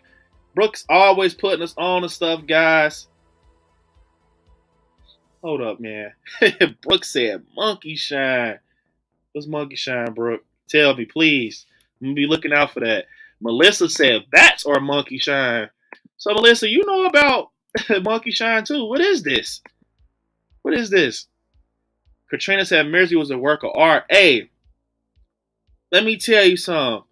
Katrina, I just seen Misery again. I haven't seen it in a minute, but for a minute I forgot about Misery, and I'm like, I'm gonna check it out. I watched it on HBO Max, and man, Kathy Bates, Annie Wilkes, the way she did Paul in that bed. Look, let me give y'all 2 minutes on some Misery. Look, to sit there and think how obsessed Kathy Bates was with Paul, man, and just, Misery in general. How the movie starts off, she picked that man up and put him on her fucking back, bro. And Kathy Bates did such a great job as Annie Wilkes, because it was like she was like, when you looked at her, and I remember her from Annie. She was in one of the Annies. I forgot which Annie it was. And I know she's in one of the American Horror Stories too. But man, she was like really like out of it when she's talking. She's like, no, Misery cannot be dead. I'm like, yeah, she's fucking crazy, bro. Like, and to think about it, the shit she put that man through was crazy. I gotta love Misery. See, Katrina, you know something. You will fit right in with us. She said she loved Misery. Misery was a work of art. Hell yeah. Gotta love Misery. And that's why I said people were talking about, that they could try to do a remake. I don't know, man. Appreciate it, Miss Erica. Two Boys said, Brandon, have you seen Angel Heart? I have not seen Angel Heart. Brooke saying Silver Bullet. That's a classic. The Mist.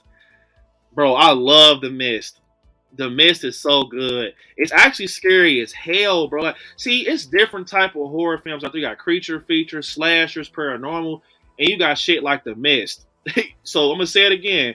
You got movies that's slashers, creature features, paranormal, and you got shit like The Mist. And to think, look, with The Mist, bro, to think of how that shit was there in the grocery store and everything, and the ending.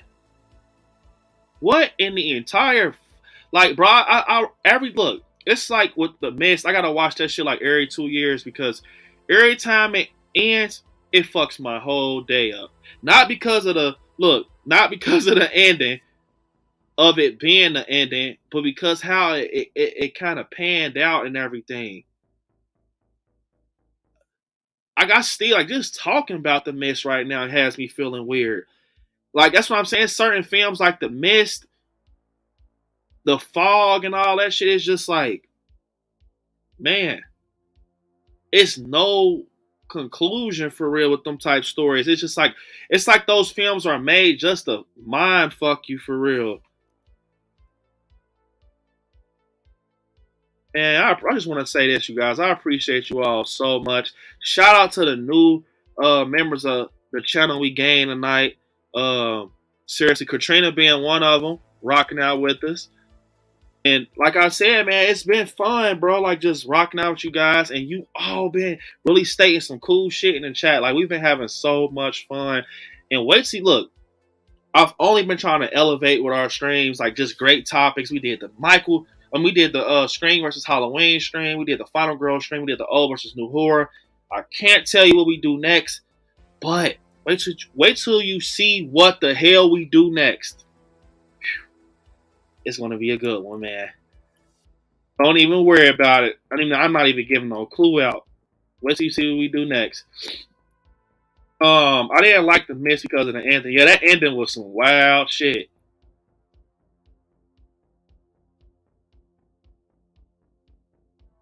Let me see. Trace, I'm usually catching on TikTok. Definitely, man. A lot of you guys coming from TikTok, man. I love my TikTok family, man. Seriously, Brooke saying welcome. Appreciate it, Brooke. Helping me welcome Katrina. I said we got us a new member to the family. Katrina, subscribe. Appreciate it. Let me see.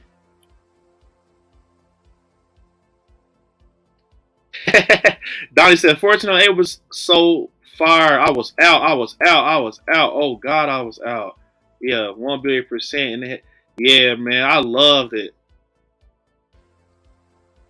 Cecil Horn saying that's why it's called Dr. Sleep. It'll put you out. That's what I'm thinking. Million said body bags, John Carpenter. Yes, man, I love body bags. Seriously, like I said, it's so underrated. There's so many horror films I want to watch tonight. I want to watch Body Bags. I want to watch 1408. I want to watch House of Wax. And I want to watch Silver Bullet. Brooke made me want to watch Silver Bullet. Yeah, man. That's how you know it's a good stream. It makes you want to, after this stream, go watch one of these films we're talking about, man. Let me see. See who we got, man, in the chat. 1408 is a comfort movie for me. Mario, man. Tell me what's really up, man. That movie is crazy, man. That movie is designed to mind fuck you. You guys, we got 51 likes. We're almost to our goal, which is 60 likes. If you haven't, it only takes you 2 seconds. I'll still be here. I will not leave. Smash the like button to help me out, man. And also the video and replay. 47 meters down is so scary. Yes, Russell. I'm not gonna lie. Movies like Jaws. We talked about this on the 10K celebration stream. Man, that open water and with sharks and like Piranha and all those type movies. Just imagine, we see these movies, but we don't ever put ourselves in these situations. Like, think about it like this. We see these movies, right? But we never put ourselves caged underwater and got fucking a shark swimming around us. Like, if you put yourself... Man, have you guys ever seen Crawl? Bro, Crawl is scary as hell with the crocodiles. When it was the alligators. And crazy. I said, I love the end when he hears his daughter's voice on a tape recorder, like maybe he's still in an illusion. Yes. That is exactly why I said that is fucking terrifying. Because it's like 4 different endings. Yeah, what Ty said, it's like 3-4 different endings to 1408. That's how it's like, bro, we don't even know how to fucking end this film. Appreciated Tracks. My guy Tracks still showing some love. Little Joy said, Brandon, to answer that question, will always be yes, man. Your streams are always amazing. Appreciate it, Joy. Appreciate my guy Joy rocking out. I saw Mario this afternoon. Yeah, man, I gotta check out Mario. I used to love playing Mario when I was younger. SpongeBob said that. How long asked you what Michael Myers, Mads, Jason Mads, Freddy Glove can be seen in the beginning of... Wait, really? No, man, no. You're playing with me, bro. That's Bride of Chucky. You thinking Bride of Chucky, bro?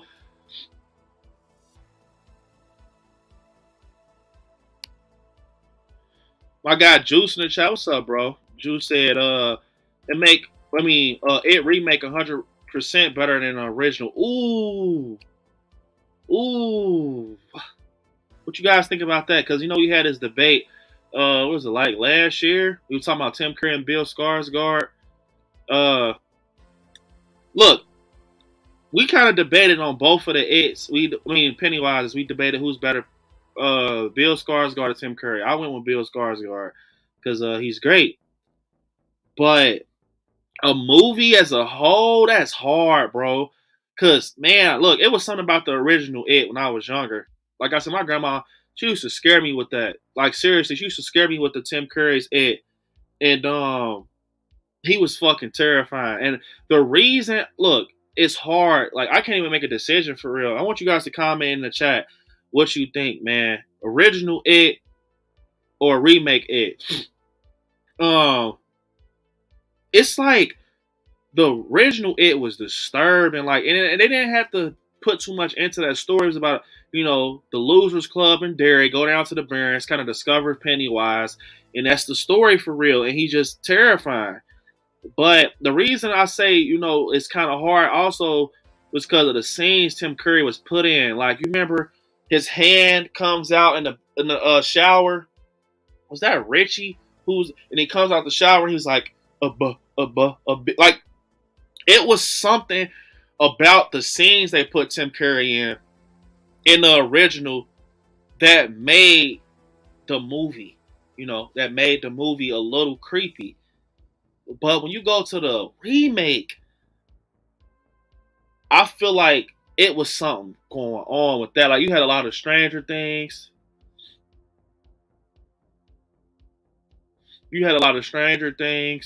And what's that, guys? And everything, you had a lot of mixed in there. But if I had to pick, though, right now on spot without thinking, no breakdowns, how we do, you guys, I'm going to definitely go with the remake because the remake did something to me, man. I remember watching it in the theaters, the remake, and just falling in love with the Losers Club, like the cast. It was crazy, man. Please don't go, girl. What you guys know about that? She hit her ass with the, please don't go, girl. And I'm like, oh, yeah, this shit is crazy.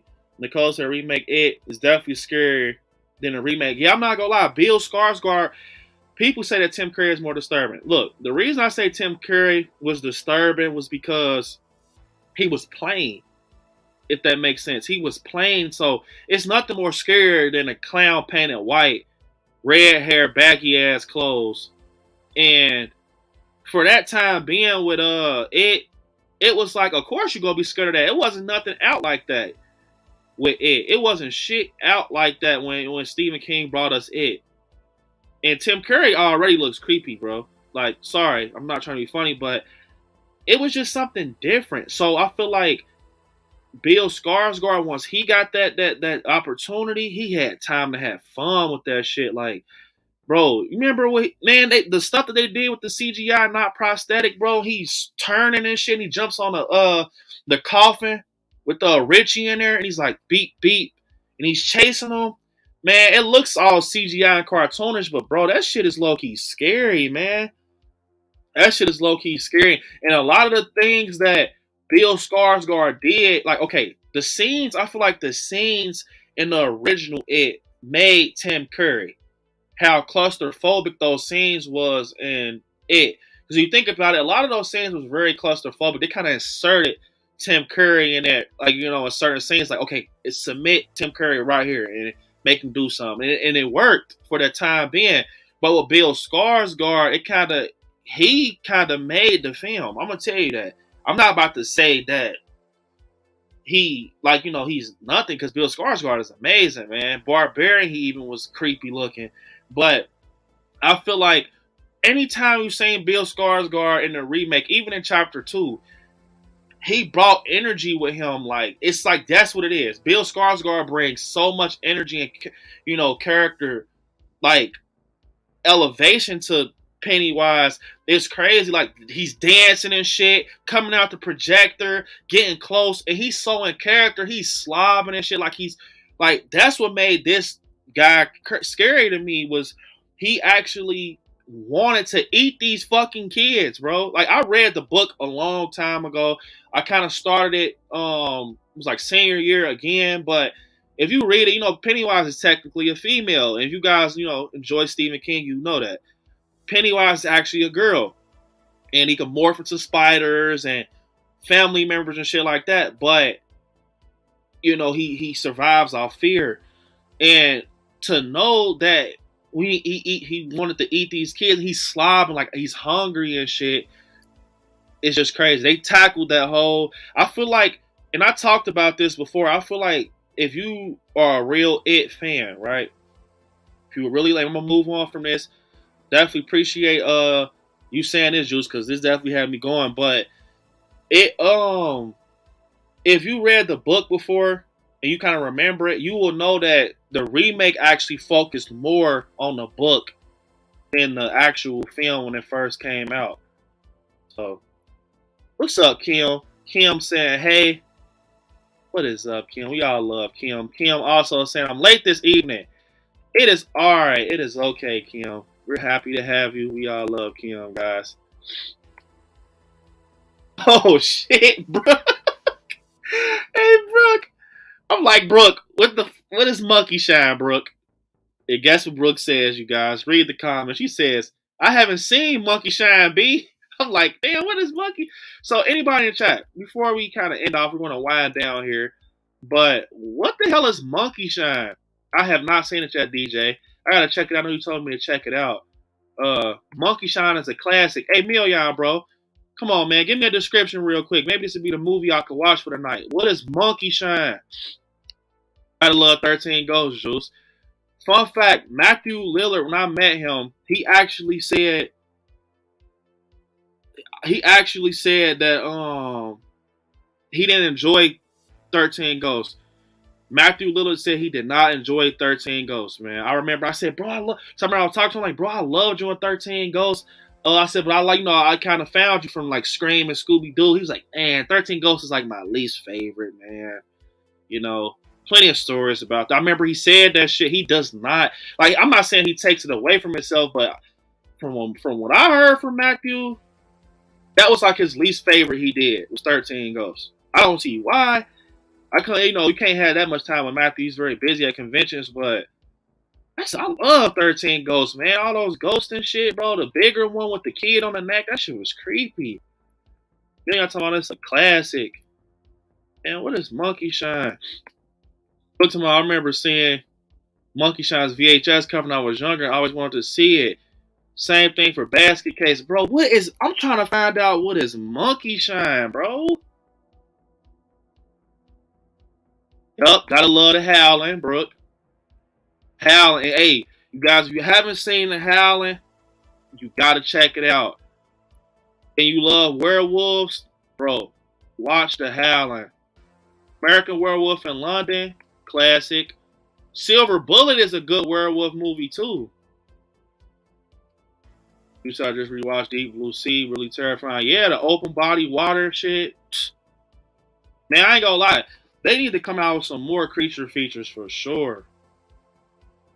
I mean, they try to say that Jordan Peele Nope was a creature feature, man. I don't want to say that. Oh no.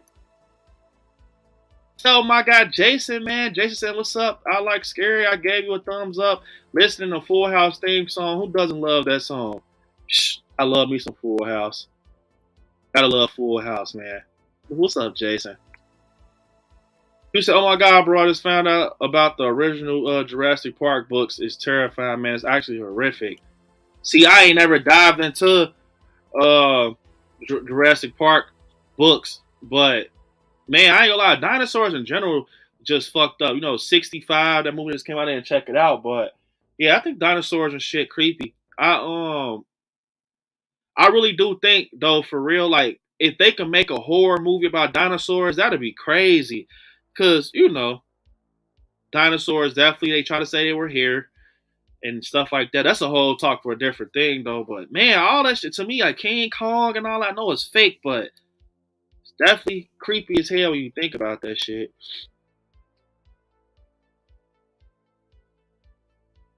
Let me see.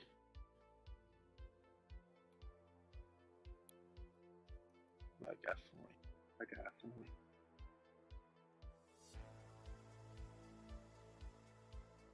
Let's see what I got for me. Gave some scary movie. Appreciate the super chat, Juice.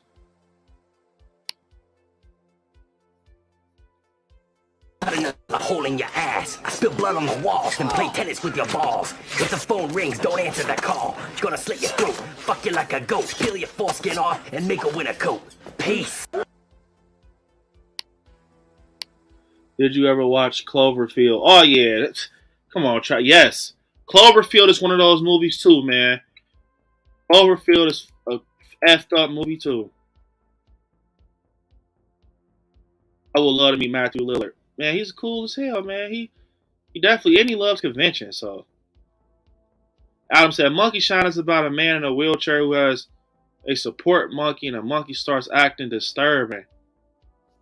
Are you serious? I have to watch this. Hey, are you serious, Adam? Like, I have to watch this, bro. Monkey Shine. Didn't somebody say that shit was on Tubi? If you're really, because I know Adam plays a lot, man. If it's like, that sounds crazy. What's up? We got our good friend, Bipolar, in the chat saying happy Friday, y'all. Late to the party. It is okay, Polar. It is okay. Happy to have you in the chat rocking out with us.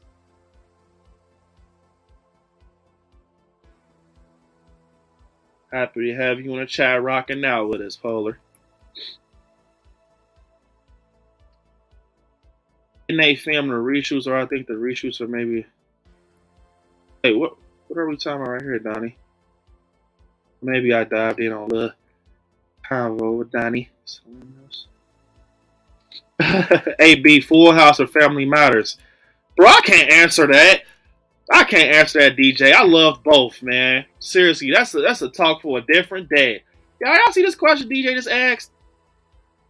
I mean, I loved Urkel though, man. Then I do that. You gotta love Urkel. Gotta love Urkel, man.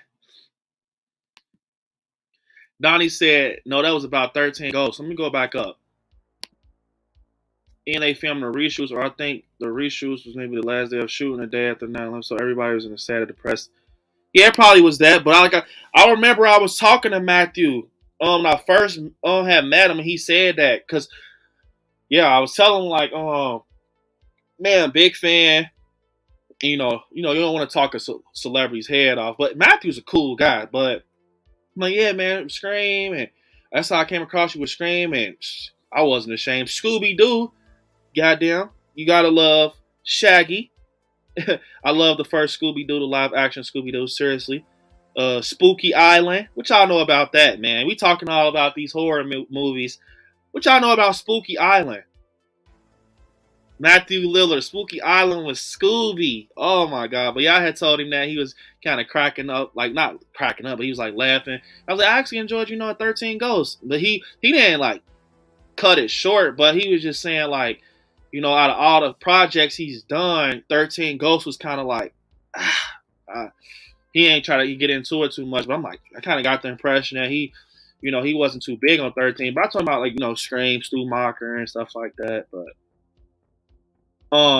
yeah, man, Matthew's cool. Million said I like scares about. Damn, so it's really like that. I gotta watch it, man. When did this film come out? Bro? Fucking Monkey Shine.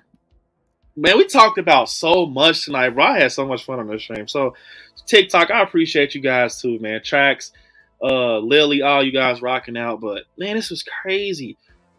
Talked about 1408, Body Bag, some Stephen King, Halloween, some Scream, Wes Craven, John Carpenter. Man, look, let me tell you guys something. Did you hear about they trying to like basically do like a remake for Christine? Like, how would you remake a movie like this? Is the last thing I'm gonna talk about. I'm gonna kind of end off. We've been rocking out for 3 hours. They're trying to remake a movie like Christine. And how though, man? How do you remake a movie like Christine? What the fuck you gonna do? Bring a Kia or a Mustang or a Challenger as the damn car that's woke off of? I bet you, bro. How much you want to bet? If they bring Christine, that's going to be some shit where Tesla comes to life. Oh my God. Oh my God. It's going to be some shit where Tesla comes to life if they do the... Man. Monkey Shine came out in 88. I'm going to have to check that out, Brooke, man. You got to do this homework with me, Brooke. You got to do this homework with me, Brooke. Because we never seen it. Christine, yup. Drag Me to Hell. Oh, man, we've been talking... Bro, hey, y'all, I ain't gonna lie. This stream might need a part 2. What y'all think? Old versus new. This stream might need a part 2, man. I feel like we still in the middle of this, man. But I don't want to go too long. Hey, this is one of my favorite streams I done had. New versus old. This has been some party. This might need a part 2, bro. And look, only did a part 2 once ever when it came to streams, and it was with the Halloween ends, bro. We might need a part 2, man. I've never said anything like that before. Because we got so deep in this stream, man. Seriously. From the 1408 talk to the Jenna Ortega talk to the, Halloween and the 80s and 90s horror. It might have to be like a part 2 in the future or something. Not like soon, but like in the future. Tracks, I appreciate that. Appreciate that, Tracks. I'm watching the Babadook right now. Gotta love the Babadook. Jenna Ortega loves the Babadook. Ali said, before you go, what's the best version of Scooby, Brandon? A pup named Scooby-Doo? Where are you? 13 Ghosts of Scooby-Doo? The new Scooby-Doo movies. Scooby-Doo, Scoob, where are you? You gotta love, man. You gotta love that Scooby, bro. Gotta love him, man. There you go. You gotta love him. Me too, B. I'm gonna watch it. Hell yeah, Brooke. Gotta let me know, man. That's our homework for tonight. We got homework, Brooke. This stream needs a part 2. 2 old versus new. Yup. This was good, man. I'm gonna have to do a part 2, bro. Seriously, this was fun. And I gotta watch I'm excited for Monkey Shine already. Shiny Monkey, Monkey Shine, Shiny Monkey, whatever the hell the name was. But yeah, bro, this was so fun, man. Yeah, Graveyard Deep Mario. This was a deep ass stream. And like I said, before I end off here tonight, I want to do a couple things.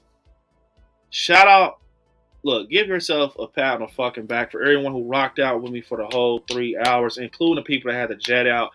So damn fun on a Friday night. It's been a while since I streamed on a Friday. It's been so fucking fun doing it. Seriously. Huge shout out to my moderators. Huge shout out. You guys are amazing. And we've been having so much, of a positive chat, but you guys still just do a great job at just helping me out. And shout out to the people that joined the I Like Scary family tonight. So damn fun. Got some new, family members joining the channel.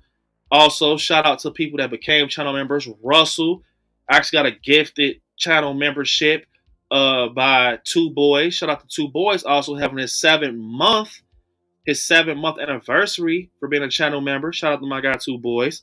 Also, there was something else I wanted to say. Joseph became a member. Appreciate you, Joseph. And yeah, you guys, this was so fun, seriously. But unfortunately, it's the end of the stream. But one thing I want to say is next week, for my channel members, we will be having a watch party. We'll be watching Annabelle Comes Home. And then that's going to be a private watch party for my channel members. And then after that, that following week, we're going to do a live watch party, a public watch party, and I'm going to let you guys vote. So it's all up to you guys. I'm going to put some cool options out there, and we're going to do a live watch party publicly. So you guys are going to have to get the link, or if you got it on DVD or physical media, you can watch it. Go pick some cool movies, lay back, chill, get some snacks, rock out. But yeah, you guys, sadly, all good things has to come to an end. But not here at I Like Scary. We keep going with good things, but this has to come to an end because I got a lot of work I need to do. But man, I wish I could rock out longer. 3 fucking hours though. It's on the longer side, but appreciate it. I love you guys. So I'm gonna drop the F-bomb for you guys because that's how much I love you guys. I love you guys so fucking much. Seriously. Family. You guys are family. I really appreciate my supporters, man. I got one of the best communities, I feel. Seriously. Mario saying good night, everyone. Good night, Mario. Appreciate you, bro. Little Joy, good nights in the major stream as always. Got my guy Million saying night, Scary Squad. Love that, Million, Scary Squad. Appreciate it, Million. Good night, bro. Brooke, gotta love Brooke. Great stream. B, good night, everyone. Good night, Brooke. MJ, good night, man. Always rocking out my guy MJ. So I like Scary Family. About it, I like Scary Family and good night. And yeah, you guys, unfortunately, this is the end of the stream. You guys know what has to happen. I want you all to watch some horror movies. Stay scary out there. I love you all. Peace. Till next time, guys.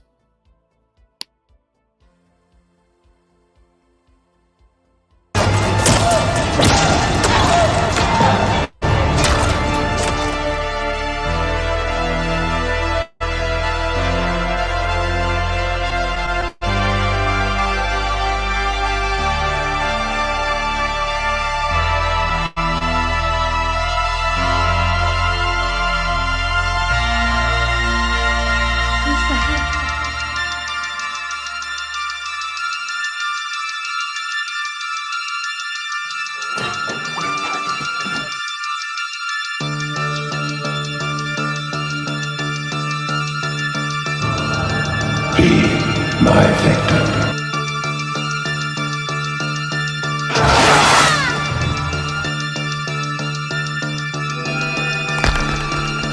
You should probably run. Maybe the standard.